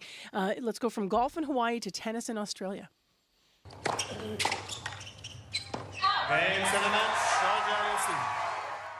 That's the sound of Felix Auger-Aliassime winning his opening round match at the Aussie Open this morning. Came over Germany's Jan-Lennard Struff. Auger-Aliassime in excellent form, Marcy. Before the first round of the Aussie Open, he won a warm-up tournament in Adelaide. His best ever result at an Aussie Open in 2022, he was in the quarterfinals. He had Daniil Medvedev at match point. Had he won that, who knows what would have happened, but he's trying to go one better this time. We also have Leila Annie Fernandez winning her first match this morning. And in football, just a quick look at the NFL. In the wild card games, the winners were Buffalo, Philadelphia, Washington, and Houston. And tonight, from Phoenix, Arizona, because of the LA wildfires, the Rams are going to play against the Vikings to see who will go through to the divisional final. The Arizona Cardinals paid for two jets, their own jets, to take the Rams to Phoenix. Paid for all the families to come along as well as the pets. Oh. All ahead of tonight's game. So I thought that was a pretty nice gesture. Yeah, a lot of Manitobans will be watching, but I think a lot of Manitobans cheer for the Vikings. So yes, since the Bud Grant days, yes. All right, take care. Thank you. You bet. That's Scott Regehr with our Sports on CBC. Coming up, a hospital in Nova Scotia is one we're going to talk to because they have seen wild success with their new electronic monitoring system for patients. And we'll find out more about the difference that it's made on the heels of the ER death here in Winnipeg. Right now, speaking of which, more details in your CBC Winnipeg News. This is CBC News. Good morning. I'm Heather Wells in Winnipeg. At 7:30, it is minus 23 right now. We're going to see a mix of sun and clouds today. The wind northwest at 20, a high of minus 20 with a risk of frostbite. Manitoba wants more immigrants to come to the province this year, not fewer. Despite Ottawa's cooling stance on immigration, Manitoba is asking the federal government to provide 12,000 skilled immigrants through the provincial nominee program. That is up from the more than 9,500 nominees Manitoba got last year. Bram Strain at the Business Council of Manitoba says this province needs the help. Manitoba is still struggling with a labor shortage, but he says that shortage is changing. Before, we needed more people, regardless of where they went to work. Now I think you're seeing more of a skills match that needs to be required. So whether those are people working in manufacturing, whether those are professional skills or skilled trades, that's where that shortage is now. It's unclear if Ottawa will grant Manitoba as many nominees as it wants. The federal government wants to cut in half the total number of nominees accepted by all provinces. St. Boniface Street Links wants to see more shelter spaces set aside for unhoused hospital patients. The Winnipeg organization has 20 beds designated for people who go to hospitals seeking warmth and shelter. It's part of a program at Street Links running with provincial funding since April. Marion Willis at Street Links says the beds are part of an effort to help ease overcrowding in ERs. We're full all the time. I know that ours has been a really impactful program that Winnipeg hospitals have come to rely on us, and there's many more people than what we have beds. Willis is calling for the program to be expanded across Winnipeg. Last week, 49-year-old Chad Christopher Griffin died waiting for emergency care at the Health Sciences Centre. You can hear more on this story coming up in this next half hour right here on Information Radio. Crews in Winnipeg have fought fires in at least 6 vacant buildings so far in 2025. All had burned before. United Firefighters of Winnipeg President Nick Casper says it can be frustrating, but it's not surprising. In 2024, we faced an average of 20 vacant building fires per month. That's an increase of 20 times over the last decade, and the trend is obviously continuing to increase into 2025. Winnipeg logged 182 fires at vacant buildings between January and September of last year. That is more than any other year since 2018. The city has launched a new team tasked with responding to complaints about vacant and derelict buildings. The aim is to address safety concerns within 2 days. In Los Angeles and that city's ongoing fire emergency. One of dozens of emergency crews fanned out across LA County looking to bring 3 of the largest fires under control. But after a break over the weekend, weather forecasts are calling for strong winds to pick up again into Wednesday. This as the number of fatalities has now reached 24, with more than 100,000 people forced from their homes. We're focused on 2 things: containing the fires and saving lives and protecting property. LA Fire Chief Kristen Crowley, it's estimated more than 12,000 buildings have been destroyed or damaged, with the total area burned larger than the city of Paris. And now CAL FIRE is issuing a special warning to those outside the fire zone in San Diego. It says San Diego County and the city both need to take immediate precautions amid concerns their region could be next. Some high-profile names are expected to join the Liberal leadership race this week. The list of potential candidates includes former Bank of Canada Governor Mark Carney, former Finance Minister Chrystia Freeland, and former BC Premier Christy Clark, who confirmed this week she had joined the federal Conservative Party at one point. You can hear the latest national and international news coming up on World Report at 8. Canada's U18 women's hockey team rose to the top of the World Junior Championship yesterday. Canada is golden! That's the moment Team Canada shut out the United States 3-0. Manitoba also making a bit of history. Twins Kate and Sarah Manis from LaSalle are the first sisters to ever play together in this championship. Michelle Moore-Davison is the sisters' coach. They are such hard workers. They deserve this. Like, I love seeing when athletes are putting in the work behind the scenes. Like, I'm fortunate enough to see that work. Like, the days when it's not easy and they still show up and we push through. This is the Canadian women's 8th gold at the World Juniors. You can find more news updated throughout the day. Just head to cbc.ca/Manitoba. Cool, hey? It's amazing. Good for Right? them. Hard work. Could you have played sports with your brothers? No, because, the teams, we didn't have boys and girls on the same teams. Right? People have to remember, right? Back in the day. you Although, wouldn't have that mixed said, teams. I did do 4-H curling with my brothers. Did you? Were you good at it? Oh, horrible. But they were good. Do you know what I realized? I'm playing on this CBC team on that tournament on the river in a couple of weeks. I don't have a broom. Oh, no. So I'm like, oh my goodness. Okay. I was so excited about, getting out there and all excited. And, I have mitts and a hoodie and all that stuff organized, and I have no broom. You need a broom, you need a slider. Yeah, well, I I'm don't know sure if I need a someone's going to deck slider. you out there. I may not on the river need the slider. It might be more cash than that. So I guess we'll Okay. find out. Could you just use like a broom from your kitchen? I probably could. Yeah, that might be the play. So there's Marcusa with her kitchen broom. All right, Heather, thank you. You're welcome. Heather's from our news center this morning, so she's going to go back and continue to work on what's developing. We'll touch base with her just before the top of the clock for more headlines. You can always go online as well, cbc.ca/Manitoba to see what we're working on. Right now, 7:37 on the morning show, and it's time for your regional forecast from CBC. Here's Abby Adiyemi. Good morning once again. We're going to see the cold before we warm up, but we're starting the week cold across the province. Snow tapering off in most of the regions this morning, giving way to a mix of sun and clouds. Currently, Winnipeg, we are at -23. We're seeing that light snow still falling in some areas. That should end this morning. Becoming windy, we'll see high around -20. The wind chill this morning makes it feel like -35, so you want to bundle up. Similar condition in the Pembina Valley region. We're seeing temperatures also around -20 with the wind chills around -33. In the Westman region, Brandon sitting at -24 at this time. Light snow falling also in that part of the province. We'll see a high of -21 today, though the wind chill is around -33, -34. You want to bundle up. Dauphin, -30 and clear at this time.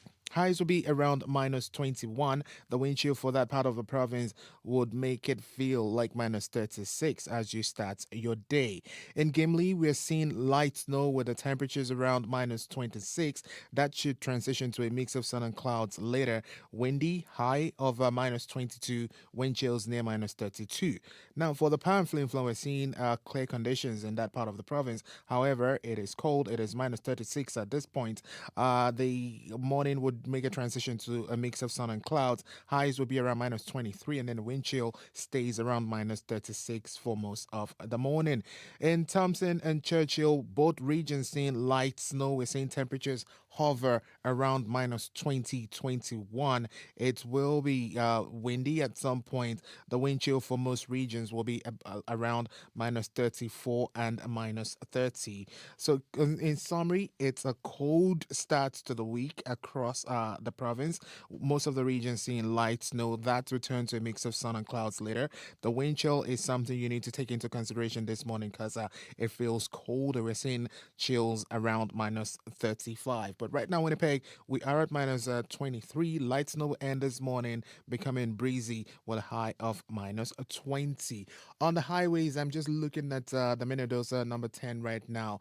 Partly covered. That's the situation across most regions in that part of the province. So the passing lane is pretty covered at this point. So you just want to take care. And similar conditions on the southern part of the perimeter. So if you're down there, you want to take it easy. But if you see anything, let us know. 788-3093. All right, thanks, Abby. Thank you. Abby Adiyemi, our show director this morning, filling in for Corey and then also covering weather traffic. By the way, our team this morning, Kevin Ipatebo, producer on YouTube, Sarah Sanders behind the controls for Abby. It is 21 minutes to 8 o'clock. Thanks for being with us all here on CBC. My name is Marcy Marcusa. And next on the show, let's elaborate on something we heard a bit about in the news this morning. Marion Willis says that it is no surprise to her that emergency rooms across our city are often short-staffed and over capacity. She, of course, the executive director of St. Boniface Street Links. But she also says she shifted some of her criticism of the healthcare system after being directly involved in a pilot program. So often people who are in the ER don't require urgent medical attention, but they are there because they are there to find somewhere safe and warm, like a 24-hour space that has been operating on St. Mary's Road. Now, this space we're talking about is the pilot project I was referring to. It has 20 beds. They are designated for Winnipeg hospitals. As you'll hear, it is helping to alleviate some of the stress in the system as it's quietly been operating. Marion Willis spoke to CBC's Aaron Broman about the facility. We've never named it, the 24/7 safe space located at 604 St. Mary's Road is a building that has two distinct areas. In one area, you would walk in and there's couches and it looks like it's mostly seating, but it's people that are just coming in that can crash there, they can stay there, and the person just moves on. On the other side of the building, we have 20 beds that are designated to Winnipeg hospitals. Almost everybody in those beds has either come from the St. Boniface Hospital, from Health Science Center. We have a lot from the Victoria, Concordia, a few. Seven Oaks is a fairly heavy user, some from the Grace. And the people that are coming to us, some have been referred directly by emergency room doctors, some from social work, but they're all coming to us because they either don't really need to be in hospital, but they need support, or they've actually gone to the hospital homeless. They've been in a bed. They've been ready to be discharged for quite some time. But there's really been no place to discharge them to because they have some ongoing medical needs and because it's really not safe to just discharge people back into the shelter system. So the 24/7 safe space creates a wonderful alternative to that where people can come. There's an intake date. There's no discharge date. And you stick around long enough with us, that if you need a medical bed, the medical bed comes. If you need home care comes, and that's all in place. We find you housing, and when you're ready to move, you're moving into your housing with your medical bed, your care plan, everything follows you. We continue to stay involved for a few weeks just to be sure that, that those services are securely in place and that it's working out, and then onwards to the next person. And that has really worked well. And we actually get calls from people that are sitting in hospital emergency rooms. They went there. They're tired of sitting there. They've been sitting there for hours. They really just want a warm, safe space to be. And so we'll go pick somebody up from an emergency room. That creates a whole chain. You guy that's been in a bed in Emerge can now move up to the medicine ward. When that happens, a person who's sitting in the waiting room can now be seen by the emergency doctor. The whole healthcare system is being criticized. And, I might have been critical before we started doing this work, but I've changed my mind about a lot of things because we're actually in conversation now with nurses in those medicine units and social workers and emergency rooms. And, we're visiting people in those triage areas to pick them up and bring them to those hospital beds. And we know that everybody is doing the very best they can with what they've got.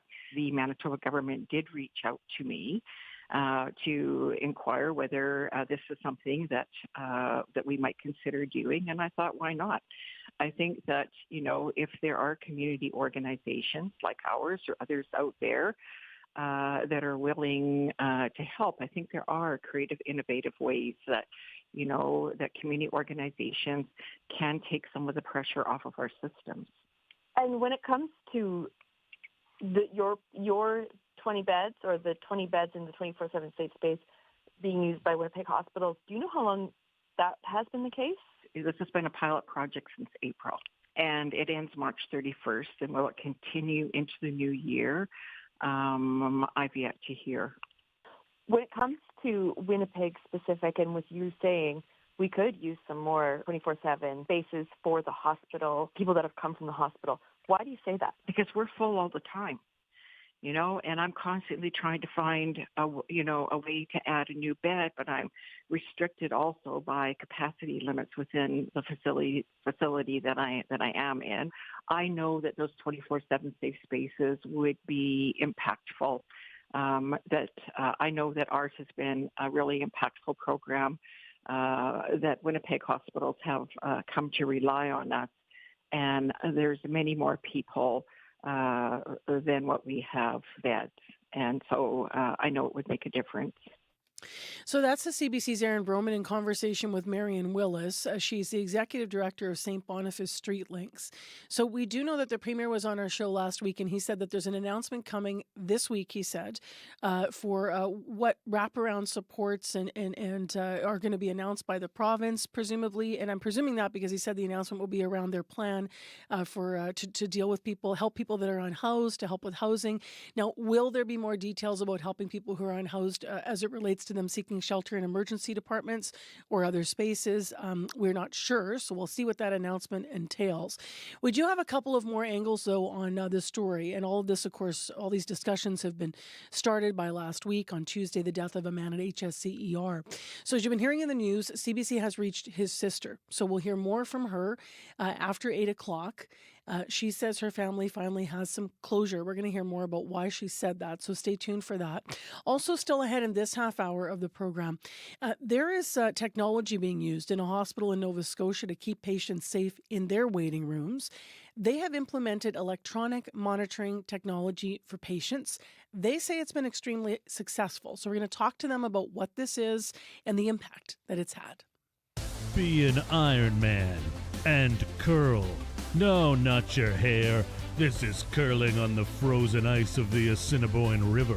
Ironman Outdoor Curling Bonspiel is back February 7th to 9th. Form a team, embrace the winter with one hand, a rock with the other, and join the Ironman Outdoor Curling Bonspiel, sponsored by CBC. Visit cbc.ca/Manitoba/community for more. Let's have a bit of a musical break this cold Monday morning. 13 minutes to 8 o'clock, minus 22. And from an upcoming album, We Built a Fire, this is Fraser Teeple on CBC. And Went Off. Lit it up behind the wheel. Didn't give a damn about the fire in my blood. Burned a hole in a dead-end street. Hurt a man and it didn't hurt me. And the white eyes stare me down. Don't know how I got unlucky in this highway town. Way off like a gunshot, with my head at the door. Thought my car stopped spinning. They were pulling off the doors, burning my dreams down to hurt with me. Almost funny how about the pole bounced. So hang it out on me, more unlucky, and the birds keep cycling.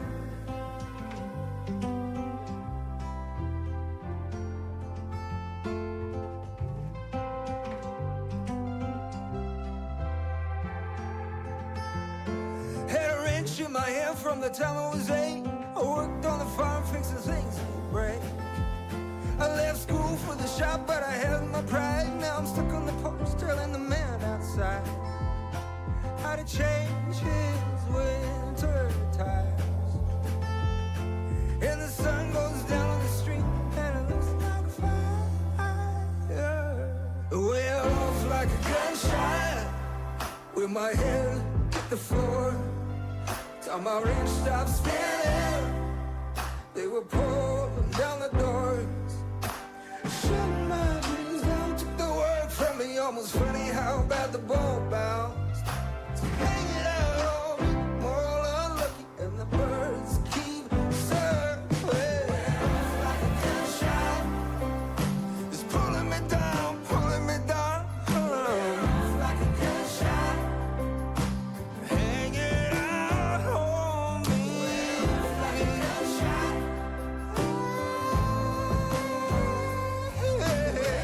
like a gunshot, and the birds keep circling.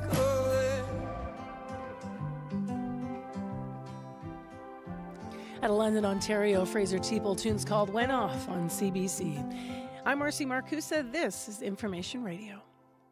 You're on 89.3 FM, 990 AM on the app or on YouTube this morning. Minus 22 in the city of Winnipeg, and our high today is going to be right around minus 20. Risk of frostbite really quickly because with wind chill on exposed skin, minus 35. So very cold day today, and that's across southern Manitoba, actually across most of Manitoba. Brandon with light snow, minus 26. Thompson's minus 22 degrees. So it's really brisk out there. Well, next on the show, the death of a man at HSC's emergency room last Tuesday has raised concerns about a lot of things. So one of them is waiting room protocols, wait times, and patient monitoring while people are in the hospital. But electronic patient monitoring technology in Nova Scotia is having some successful results. So we thought we'd take you there this morning. They have a 6-month pilot project. It just wrapped up there. It was implemented to help curb the issue of wait times at Dartmouth General Hospital. And because of their success, there are actually plans, we understand, to expand the technology to hospitals across Nova Scotia. So Rachel Nalepa is with us, the Interim Health Services Director for Dartmouth General Hospital, and joins us via Zoom. Good morning. Good morning, Marcy. How are you? I'm well. So just as a baseline, what led you to look at implementing this pilot in the first place where you live? Yeah, it's a good question. Well, emergency departments all over the world are really facing these very large volumes of patients coming in that has really been exacerbated post-COVID. And what the team here in Dartmouth was finding is that we just were not satisfied with the wait times in the waiting rooms and the fact that patients were sitting in the waiting rooms unmonitored while waiting to see a physician or a nurse practitioner within our main department. And so we thought that this was a good way to help increase the safety and the satisfaction for the patients while they're in the waiting room, just to make sure that nothing untoward happens to them. And so what's the tech that you're using and how does it work?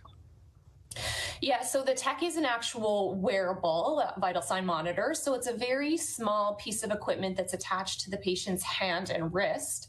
And then via Bluetooth, it actually transfers information to a monitor where a registered healthcare professional can watch it. So they can watch their heart rate, their breathing rate.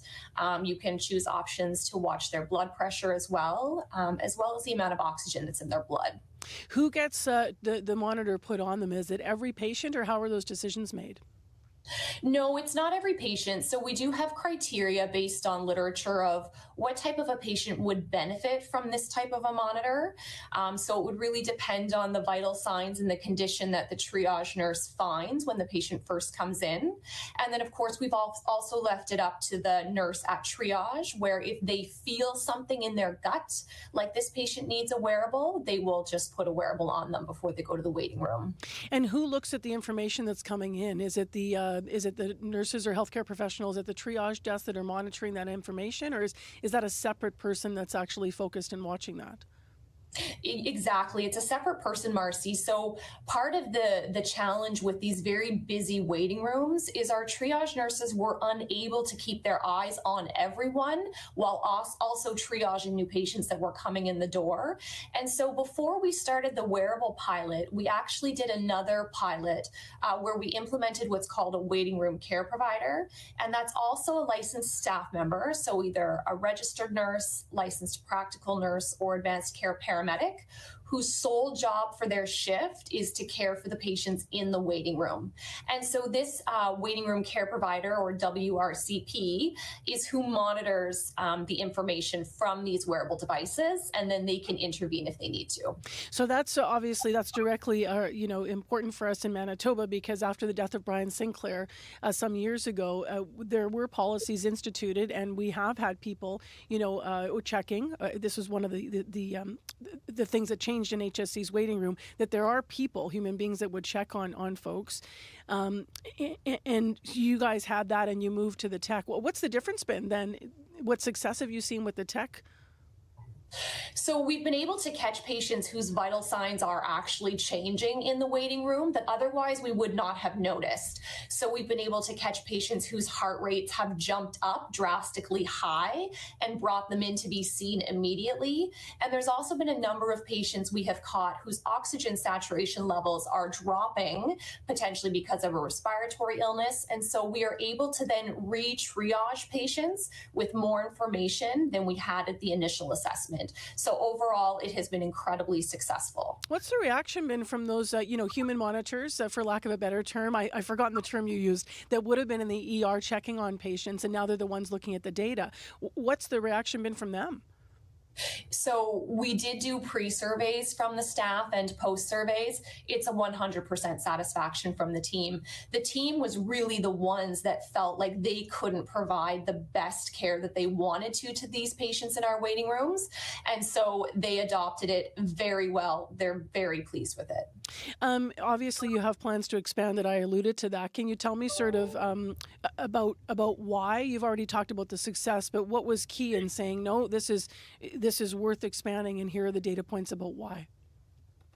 Yeah, so, we gathered both, quantitative data, so the numbers of wearables that we were using to try to capture the number of patients that actually need this technology in the waiting room. And sometimes it's upwards of 16 patients in a 12-hour shift that actually get a wearable.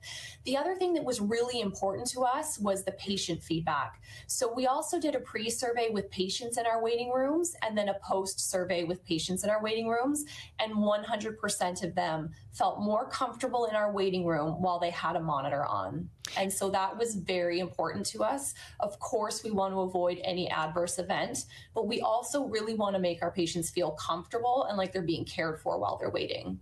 Were there any challenges that you didn't expect in changing your system? I think that, it's really with any change, you're going to go through that change process. There might be a little bit of a grieving process. And, not to say that there was no challenges, but honestly, I've been in a lot of projects and this one was relatively easily adopted. I think aside from anything else, we're adding something new onto staff who already have a really large workload. But the bottom line is that we were able to really prove the benefit of it. Anything to add that I haven't asked you about? I don't think so. I mean, we're so pleased, and I will talk about this project all day long because I think it was really beneficial for our group. I think it's certainly worth others looking at. Technology is not the silver bullet. It's not going to fix everything. It might not even work in some areas. But I think that if it's something that a department feels like could be beneficial, I really urge them just to look into it a little bit and see if it might help. I suppose I should have asked, especially with upcoming budgets this spring, in March, what the cost was to do this. Well, we were very fortunate that our foundation was able to find a community partner that actually funded it for us. So fortunately for us, that was not a barrier. Do you know what the cost was, though, that was covered? Not off the top of my head, but if you're looking operationally, it's going to be six figures. Yeah. Thank you very much for taking us inside your changes in your province. Much for us to think about here. Appreciate it. You're very welcome. Have a great day. You as well. That's Rachel Nalepa. She's the Interim Health Services Director for Dartmouth General Hospital. Let's go to Heather now for Manitoba News Headlines. Good morning. Well, Manitoba wants more immigrants to come to the province this year, not fewer. Despite Ottawa's cooling stance on immigration, Manitoba's asking the federal government to provide 12,000 skilled immigrants through the provincial nominee program. The Business Council of Manitoba's head says this province is still struggling with a labour shortage. And crews in Winnipeg have fought fires in at least 6 vacant buildings so far in 2025. All had burned before. The United Firefighters of Winnipeg president says it is going to be a trend that will likely continue through the year. Our next local news coming up at 8:30. Thank you, Heather. You're welcome. Minus 22 in Winnipeg. Very cold this morning with wind chills. It'll feel like minus 35. And the high will be minus 20. The drive's been pretty good here. We haven't had any incidents reported on the commuter line. If there's something to tell us, 788-3093. And coming up, the sister of that man who died in the ER last week. We'll hear more. Today on Q with Tom Power. Brady Corbet just took home Best Director for his film The Brutalist at last week's Golden Globes. He'll tell you how the director should have final approval over how a film is edited, not the studio, and why it's so important to maintain the film's creative flame. Final cut tiebreak goes to the director. That's coming up on Q, followed by Commotion with Elamine Abdel Mahmoud on CBC Radio 1, the CBC Listen app, and everywhere you get your podcasts. Coming up in half an hour, it's The Current with Matt Galloway. The government is cutting the number of new Canadians this country accepts, and among those whose futures are now uncertain are thousands of caregivers helping to care for seniors, children, and people with disabilities. Their stories coming up on The Current. This is World Report. Good morning. I'm Marcia Young. We're about to hear from Alberta's Premier about her weekend meeting with Donald Trump. Danielle Smith will speak with reporters this hour about her visit to Trump's Florida estate. Canada has just 1 week to convince Trump to back off his threat of a 25% tariff. Also making the case to the incoming president is Canadian businessman Kevin O'Leary. The CBC's Katie Simpson has more. Posing for a photo on the patio at Mar-a-Lago, Donald Trump is giving a thumbs up. On one side of him is Alberta Premier Danielle Smith. On the other, Canadian businessman Kevin O'Leary. He says Smith spoke to Trump about the Canada-U.S. trading relationship, comparing it to a marriage. People, have issues in marriage, but we're long-term married, and we know we have to work this out. Smith is the first Canadian premier to travel to Mar-a-Lago to meet with the president-elect and his inner circle. She described the conversation as friendly and constructive, highlighting the hundreds of thousands of American jobs that rely on Alberta energy exports. Officials in Ottawa are increasingly concerned that Trump will impose 25% tariffs on Canada and Mexico his first day in office. Canada has presented a plan to improve border security as per Trump's demand, but his language around tariffs has not changed. In his time at Mar-a-Lago, O'Leary says he's added his voice arguing against tariffs, though he is not a Canadian diplomat and holds no official standing. We don't want tariffs between Canada and the United States. That's a horrific idea. That's a bad idea. O'Leary is also promoting a Canada-U.S. union, musing about a common currency or shared passport, ideas that land with some controversy at a time when Trump continues to make provocative statements about taking Canada by economic force. Katie Simpson, CBC News, Washington. The Santa Ana winds are starting to pick up across Southern California, and they could cause explosive fire growth. Kristen Crowley is chief of the LA City Fire Department. We're focused on two things: containing the fires and saving lives and protecting property. 24 people have died in these fires. Thousands of homes have burned down. And the two biggest fires are not even 1/3 contained. For more, I'm joined by Steve Farderman in Los Angeles. And Steve, what are conditions like right now? This is just the beginning of what's going to be a 3-day period. The worst of the winds are going to come on Tuesday evening into Wednesday morning. That's really the time of most concern. But LA's on pins and needles right now. People are actually very, very nervous. They don't want a repeat of last week. Now, fire crews are in position in these vulnerable areas where they might have new fires or possibly the reigniting of fires that have already been extinguished. There are also concerns that the winds may go into brand new areas where the fire crews are not positioned. Another good sign, though, Marcia, is that these winds are not going to be as intense as last week. They're still going to be strong, still going to cause potential problems, but they should not be quite as bad as last week. CAL FIRE has also issued a red flag warning for San Diego. So far, it has not been affected by the fires, but what does that mean? Well, San Diego has a similar topography to Los Angeles, has lots of canyon areas. We've seen massive, tremendously destructive wildfires in San Diego in the past. Basically, this entire Southern California region can be affected by the Santa Ana winds. They have similar conditions, dry conditions, drought conditions as well. So San Diego is really as vulnerable as LA. Basically, the red flag alert puts everyone on guard, really, and it puts the fire crews in a situation where they can be in position to deal with any of these flare-ups, any of these new fires. All right. Thank you, Steve. Thank you, Marcia. Steve Futterman reporting from Los Angeles. The U.S. Geological Survey says an earthquake has struck Japan. The magnitude 6.8 quake's epicenter was near the southwestern Miyazaki prefecture. Japan's meteorological agency has issued a tsunami warning for the region. Officials say waves could reach as high as 1 meter. Qatari mediators say they have handed Israel and Hamas a final draft of a ceasefire agreement in Gaza. It followed talks between President-elect Donald Trump's Middle East envoy and Israel's spy chiefs. Gideon Sa'ar is Israel's foreign minister. Progress was made. We see some progress in the negotiations. Israel wants a hostage deal. Israel is working with our American friends in order to achieve a hostage deal. And soon we will know whether the other side wants the same thing. This weekend, U.S. President Joe Biden spoke with Israeli Prime Minister Benjamin Netanyahu. It is part of Biden's final push to reach a ceasefire deal before he leaves office on January 20th. Ukraine's president says 2 North Korean soldiers have been captured in Russia's Kursk region, and their story reveals a lot about the Kremlin's alliance with Pyongyang.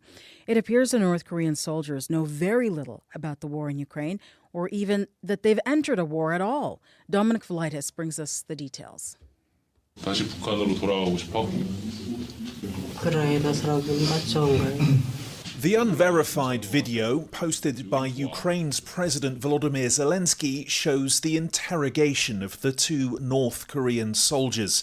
The pair, who were captured in Russia's Kursk region, are visibly wounded. Speaking through an interpreter, one of the men says he didn't know he was fighting in Ukraine and had been told he was on a training exercise. Zelensky is now appealing directly to North Korea's leader Kim Jong-un, offering to swap the 2 captured soldiers for Ukrainians held by Russia. If Kim Jong-un even remembers these citizens of his and is capable of organizing an exchange for our warriors being held in Russia, we're ready to transfer such soldiers. Undoubtedly, there'll be more prisoners of war from North Korea. It's the first time Ukraine has announced the capture of North Korean soldiers since they entered the war last year. Western analysts believe around 11,000 have been deployed to Russia's Kursk region to support Moscow's forces. Dominic Velitis for CBC News, Bristol, England. Thailand's cabinet has approved a draft bill legalizing casinos in the country. Some types of gambling are already permitted, including sports betting, but casinos have been illegal. Thailand's prime minister says the country is looking to boost the economy by attracting more tourists and investments.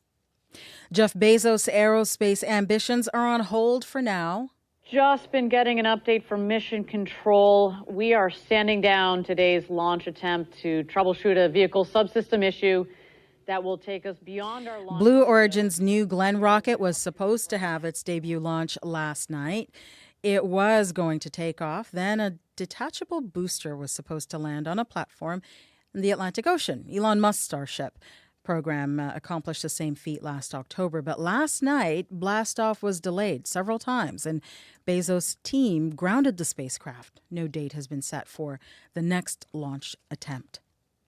It's going to cost you a lot more to mail a letter within Canada. Starting today, the price of a stamp is up 29 cents, as Nisha Patel reports. Canada Post says the increase will help keep up with rising operation costs. This is the largest I've seen for letter rates. Donald Chang owns a convenience store in Windsor, Ontario. He says the price of postage usually goes up by a few cents. This latest hike is much steeper. People are surprised and, a little angry that, they look at it as a big money grab. And as of today, Canada Post is raising the price of mailing a domestic letter, with a single stamp jumping from $1.15 to $1.44. The corporation says it's facing cost pressures, and the new rates will bring in $80 million this year. But small business owners like Kat Pasquatch are worried. We're looking at increases of over $1 per package, and given the volume of packages that we send, it is going to be significant. She depends on Canada Post to mail her Indigenous beading supplies to rural customers. This price hike, on the heels of the postal strike, is frustrating. And it would be really great to see some actual reform on the way that Canada Post operates. We need reliable, affordable service.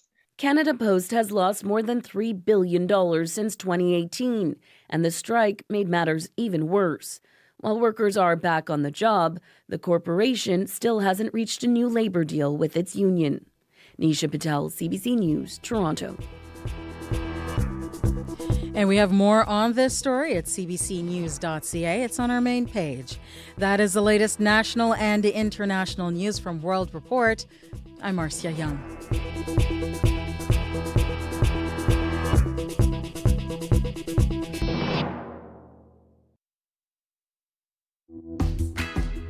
Good morning, Manitoba. Another frigid day ahead and a cold start here in Winnipeg, continuing from yesterday's weather. Welcome to Monday morning. I'm Marcy Marcusa. It's Information Radio. You're listening here on CBC 89.3 FM, 990 AM on the app and YouTube. Well, what'd you do with your sister this weekend? Twins from LaSalle, Manitoba made some history on the ice. We're going to hear more about their win at the under-18 as part of the under-18 team that defeated the U.S. at the World Juniors yesterday. So stay tuned. We're going to hear from their coach this half hour on the show. Also, we're going to touch on the growth of women's hockey. In addition, this half hour on the program, a longer version of a conversation that broke yesterday. CBC spoke to the sister of the man who died in the ER last week, and she says she hopes changes are made to how family is contacted after someone dies. We're going to hear what she means about that, and also why she says her family finally has closure. So stay tuned. We'll get that conversation on straight away. Right now, let's go to Heather Wells for more news this morning. Hello there. Good morning. Well, St. Boniface Street Links wants to see more shelter spaces set aside for unhoused hospital patients. The Winnipeg group has 20 beds designated for people who go to hospital seeking warmth and shelter. Marion Willis at Street Links says replicating this program across Winnipeg could help ease some of the patient flow at ERs. Manitoba wants to welcome even more skilled workers this year. Despite Ottawa's stance on immigration souring, Manitoba is asking the federal government for 12,000 skilled immigrants through the provincial nominee program. It would be up from more than 9,500 nominees Manitoba received last year. I'll be back with more Manitoba news at 8:30. All right. Thanks, Heather. You're welcome. Well, we've been watching the weather today, and unfortunately, there hasn't been a ton of change in the temperatures. You might wish there were when you hear what Abby says about how cold it is. Nothing has changed much for the province, and it's going to look like this even into tomorrow because this wind chill of minus 35 and plus, we should be seeing minus 37 tomorrow. Though down the line, it's going to warm up maybe Wednesday, Thursday, but for the start of the week, we are still having this chilly, frigid, windy morning. Light snow will be felt here and there, but that should taper off as we get into the morning. Then we'll see a mix of sun and clouds. Winnipeg, we're looking at temperatures still around minus 23. The light snow you're noticing should taper off, living behind a mix of sun and clouds. As mentioned, we'll see highs near minus 20. The wind chill feels like minus 35 this morning, and then just remember there's a risk of frostbite in play. Tonight, the sky will clear up with only a few clouds just hanging back, and then it stays calm overnight, but the low we're going to drop to around minus 28, and then that frigid minus 27 wind chill is going to be coming back. In other region, similar cold conditions, the wind chills making it feel like minus 35, minus 37 in most of the regions. But for Winnipeg today, we're starting with this current temperatures of minus 23. That's going to stay with us most of the morning. I'm finding that the drive on the main streets is easier than the back lanes. I'm getting caught in the ruts in places here or there where it throws you around. The ice is under the snow. Is it just me or the ruts are kind of not that bad this year? You know what? I would agree with you. Because I do a lot of back lane driving, and maybe it might be the back lanes I'm taking, but I've not really had challenging ruts that would, pull, you're driving and it's pulling your side. Yeah. I've not really seen a lot of that this year. I've found on the side streets, at least in some of the neighborhoods in South Winnipeg, it's been not too bad at all, smooth. I just have been in a couple lanes that are still bad, getting thrown aside, but depends on your lane, I guess. It depends live on the lane. Obviously. That's true. Today, though, I haven't heard anything on the drive. How about you? Nothing in traffic, just the highways that have partly covered portions, especially the passing lanes. Just be careful if you're passing any vehicle. Take it easy. It might be slippery and it's tricky. But if you see anything, let us know. 788-3093.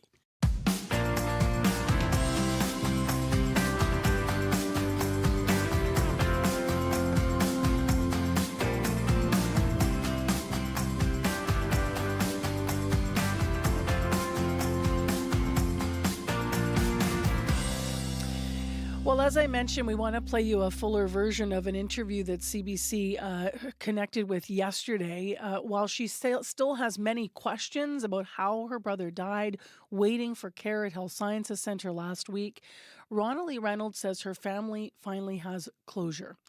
Chad Giffen is the man's name who died. He waited 8 hours to be seen in the ER last week, and his sister was notified several days after he died. Now, Giffen was under the care of the public trustee, and his sister says that he told the HSC he had no next of kin. As you may have heard in the news, Reynolds believes that if the hospital had contacted the trustee, they may have tried, in fact, to reach her mother at phone numbers that are no longer in service. So updating contact information in the system is one thing that she hopes might be improved in the wake of her brother's death. CBC's Aaron Broman spoke to Reynolds about the entire experience. Until we actually heard from them, it was still somewhat unknown. We knew, but we didn't officially know. So it's a lot of relief on our behalf, and we are grateful, so grateful that they've been in touch.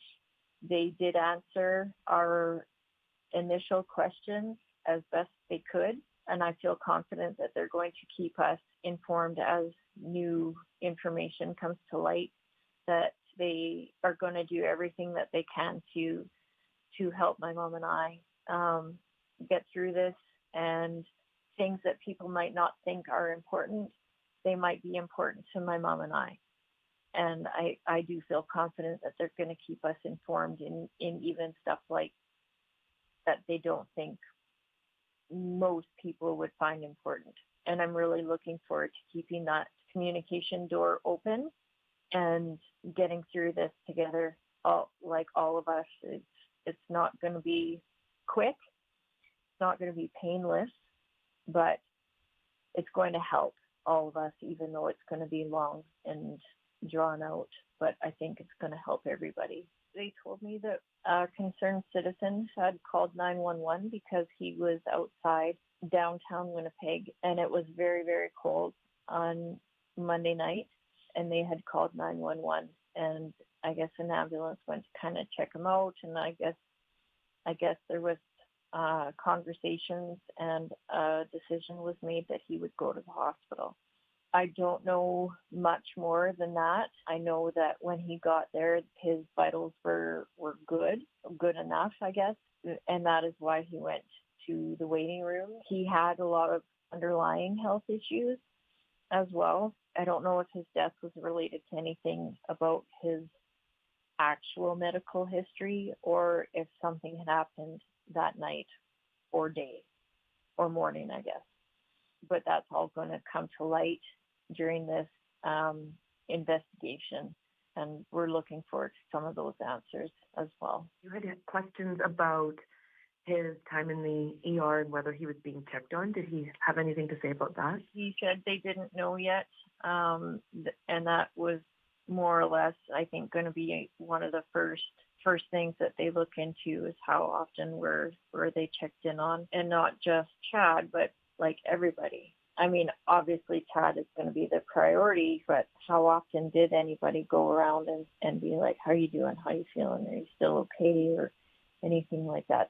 That is definitely going to be one of their first things that they were going to look into. What do you hope now comes from this? Honestly, right now, where Mom and I are, we kind of just hope that some policies might change on how to communicate with families or how to locate families, because it seems like they didn't think about how the last time the public trustee had our information, how long ago was that? Well, times have changed. We don't have landlines anymore. we didn't have social media. We didn't, like, there's a lot of different ways that people can be located. And hopefully I feel confident that they're going to learn, that they have learned that, geez, we can't just take what's been on file. There's other ways that we can try and find people, because there's no need now for families not being notified of stuff just because they didn't think that they had family. Like, if there was a kind of facility where people with no fixed address and some mental health disorders, if there was a place for them to go. And then when there's a situation like this, okay, so there's 100 people in the waiting room at the ER, that's a drain on the system, and that's not fair. There could be somewhere else. There should be somewhere else that they should be. And if Chad was in that situation where there's somewhere else he should have been, it's unfortunate that facility is not available. We've got closure now. We aren't worried. We aren't wondering, because honestly, over the last almost decade, that's all it's been, is like, gee, I wonder where he is. I wonder if he's okay. I wonder if he's even in Manitoba. Like, we didn't know where he was. We didn't know if he was getting any help. We had so many unanswered questions. We kind of made an assumption that it's very likely that something had happened, and we didn't know. It's really nice to have that closure. We know that he was in Manitoba. We know that he was somewhat getting help. He wasn't obviously living the life that we would have ever wanted for ourselves, or for anybody. That be so very difficult. It's very nice now knowing that he's at rest and he's not suffering, and that he's okay now. That was Ronnalee Reynolds in conversation with the CBC's Erin Broman. Reynolds is the sister of Chad Giffen, who died waiting for care last Tuesday at the HSC Emergency Department. If you want to read more about the story, you can visit our website, cbc.ca/Manitoba. But also, I want to point you to an interview we had. If you weren't with the show until just now, really interesting interview before 8 o'clock about what an emergency department in a hospital in Nova Scotia is doing around tech in the waiting room, technology, and how it's helped. And so we'll make sure to get that interview up on our podcast. This is Manitoba, where you can check it out later today. The CBC News app delivers the answers you want to know and need to know. What an extraordinary scene. The breaking stories that shape your world. Reporting from the scene onto your screens. Dropping the 8 now. We're just approaching Gaza. Your source for mobile news. Delivered when you want, where you want. This situation has changed very quickly. The CBC News app. Download for free. 8:22 a.m. is the time right now. -23 is the temperature on this Monday morning. School day 4, by the way. And in Winnipeg today, a high of -20s. We've been telling you it's going to stay cold. Well, let's get to some celebratory news, shall we? As you might have heard Heather mentioning, the under-18 Canadian team defeated the United States at the World Junior Hockey Championship yesterday. The women's team, they shut out the States 3-0 in Finland. And a pair of twins from LaSalle, Manitoba, made some history on the ice. Their names are Kate and Sarah Manis. They're the first sisters to ever play together in this championship. CBC's Sam Sampson spoke with their coach, Michelle Moore-Davidson, after the win. I'm just thrilled. Like, both of the girls are such hard workers. They deserve this. Like, I love seeing when athletes are putting in the work behind the scenes. Like, I'm fortunate enough to see that work. Like, the days when it's not easy and they still show up, and we push through, and we fine tune what they need, and then they get these invites to go to the camps and then to the tournament, and then to see this. It's just like, that's the part. The medal is the part that everybody sees, but I get to see the part, the grueling, the behind the scenes. So you're just so thrilled for them, because it's like that achievement is so well deserved. What was the last thing you said to either of them? Do you remember? Have fun. That's the most important thing. Like, for me, we work on the technical details of skating.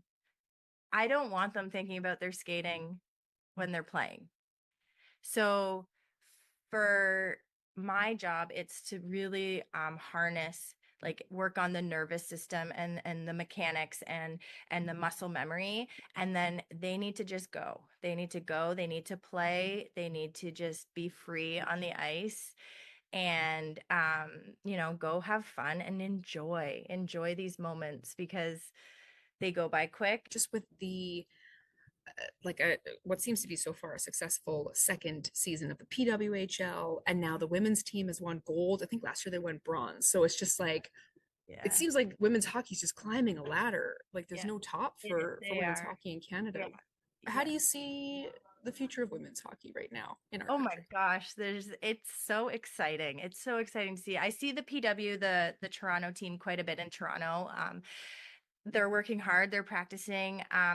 Just having the experience now, owning my own training center, the amount of young females that are registered in our programs is phenomenal. It's going to explode. Like it already has a bit, but now it's just going to go even further. I think the PWHL, the movement of getting them that league is so overdue, and it's now these young girls have something to push towards, but it's going to get more competitive. So they're going to have to put in that work. So when I have like the skate I do with the Manus girls, I have them twice a week, and the one skate that they do is a junior girls group. It's a general junior girls group that I do with multiple girls on the ice. And the talent pool is amazing. Like it's super exciting to see, like in the next few years, what's going to come up through the grassroots programs and all that. CBC's Sam Sampson in conversation there with Michelle Moore-Davison, who we just heard her voice. She's the coach of the Manitoba sisters, Kate and Sarah Manus, who were on the Canadian women's junior hockey team that blanked the U.S. yesterday 3-0, the final at the World Juniors in Finland. This is Canada's 8th gold in the global tournament. And when you have Manitoba sisters who are winning in this way, you got to dedicate a song to them. So if you're watching on YouTube, you're seeing me point at Sierra to cue this one. Congratulations, Kate and Sarah. Way to go. Way to represent.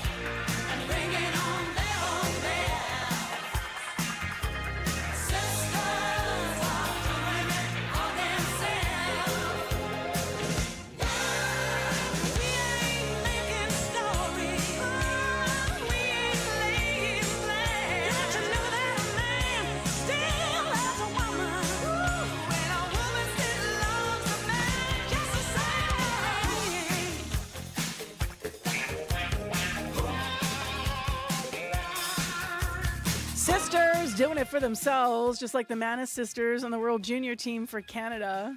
This tune from the Eurythmics, right? So cool. Annie Lennox, but Aretha Franklin's voice in there too, unmistakable. Well, we don't do this by ourselves either, the show that is. We want to thank the people who you may not hear on air, but do hard work behind the scenes. Contributors to today's Information Radio on CBC, Corey Funk, Chidi Akuma, Kalkadan Mulugeta, and Jim Agapito, as well as our leaders in unit, Nellie Gonzalez, and big thanks to Leif Larson, who's the senior producer of audio here at CBC Manitoba. Also, thanks to our newsroom crew, Heather Wells, Megan Ketcherson, and Joni Nicolo, and our live team, Kevin Nipatebo, Abby Adiyemi, Sierra Sanders. There's our control room waving at you. And big thanks to you guys for this Monday morning show. I'm Marcy Marcusa. Let's take it into our last newscast at 8:30.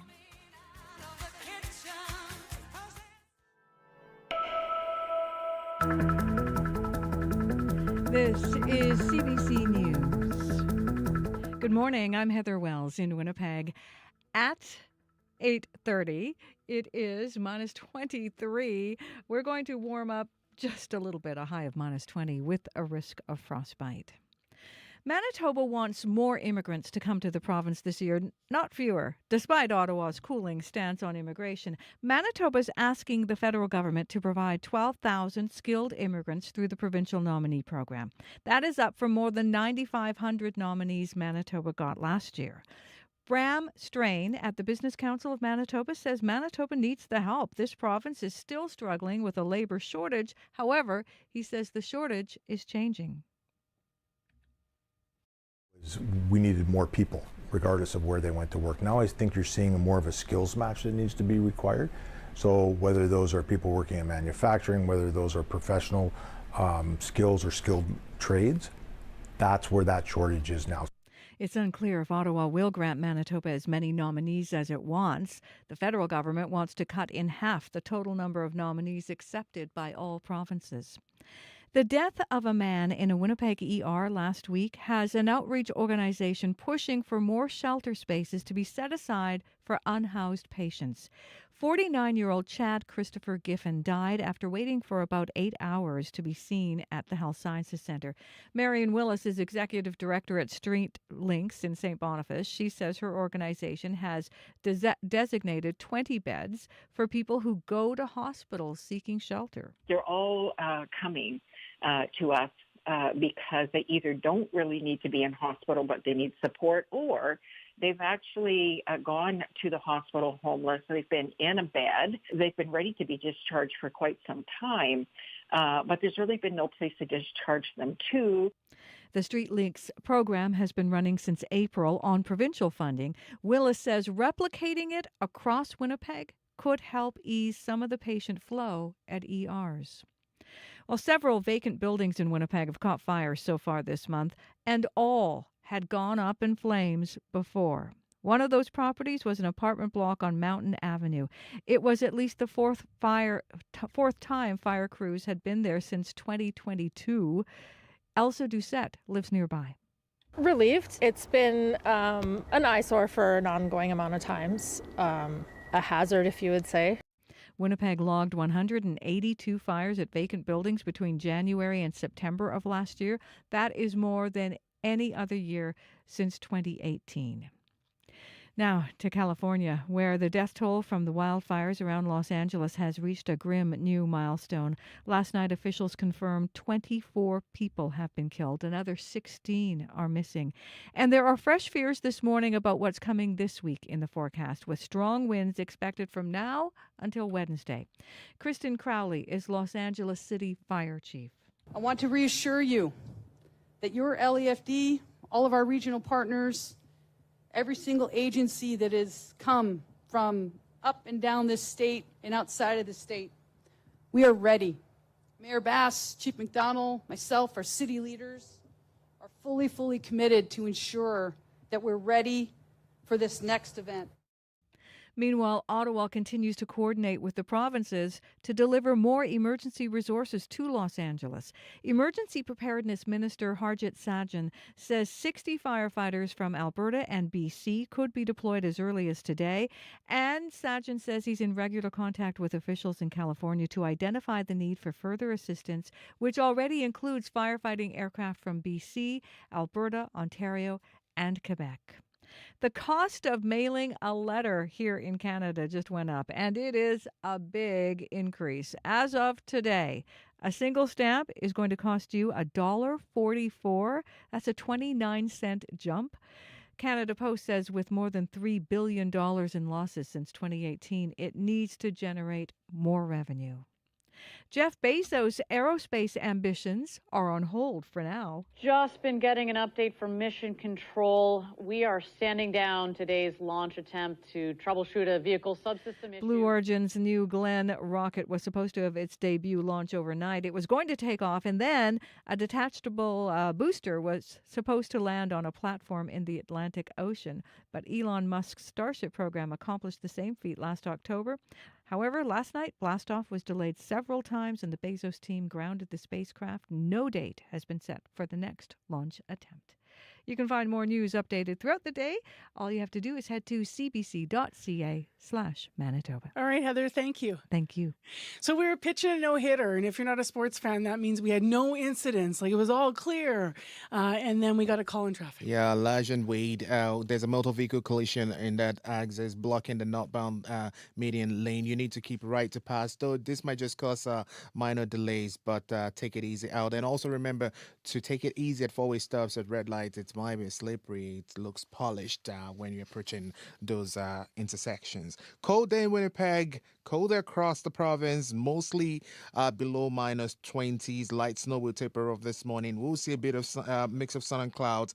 The frigid conditions will continue with that frostbite, which is really playing high this morning for most parts of the region, from the western part all the way to the Interlake. And then if you go farther north, we're seeing temperatures with a wind chill around minus 34. But guess what? Wednesday we're going to get +2. All right. Well, we'll look for that wild swing later in the week then, Abby. I'll take that. No doubt. Thank you. Thank you. Thank you for listening, everyone. Of course, as Abby mentioned, be careful around Lajmodiere and Ward, where that incident did develop and ruin our no-incident morning, or I should say your morning, because you're out there in it. Thanks to everyone who called and who weighed in. If you want to reach us at any point, the listener line is always open to you, 788-3205. I'm Marcy Marcuso on behalf of our team here at the show and at CBC Manitoba. Take care, be well, have a great warm day, and remember the Current is coming up next.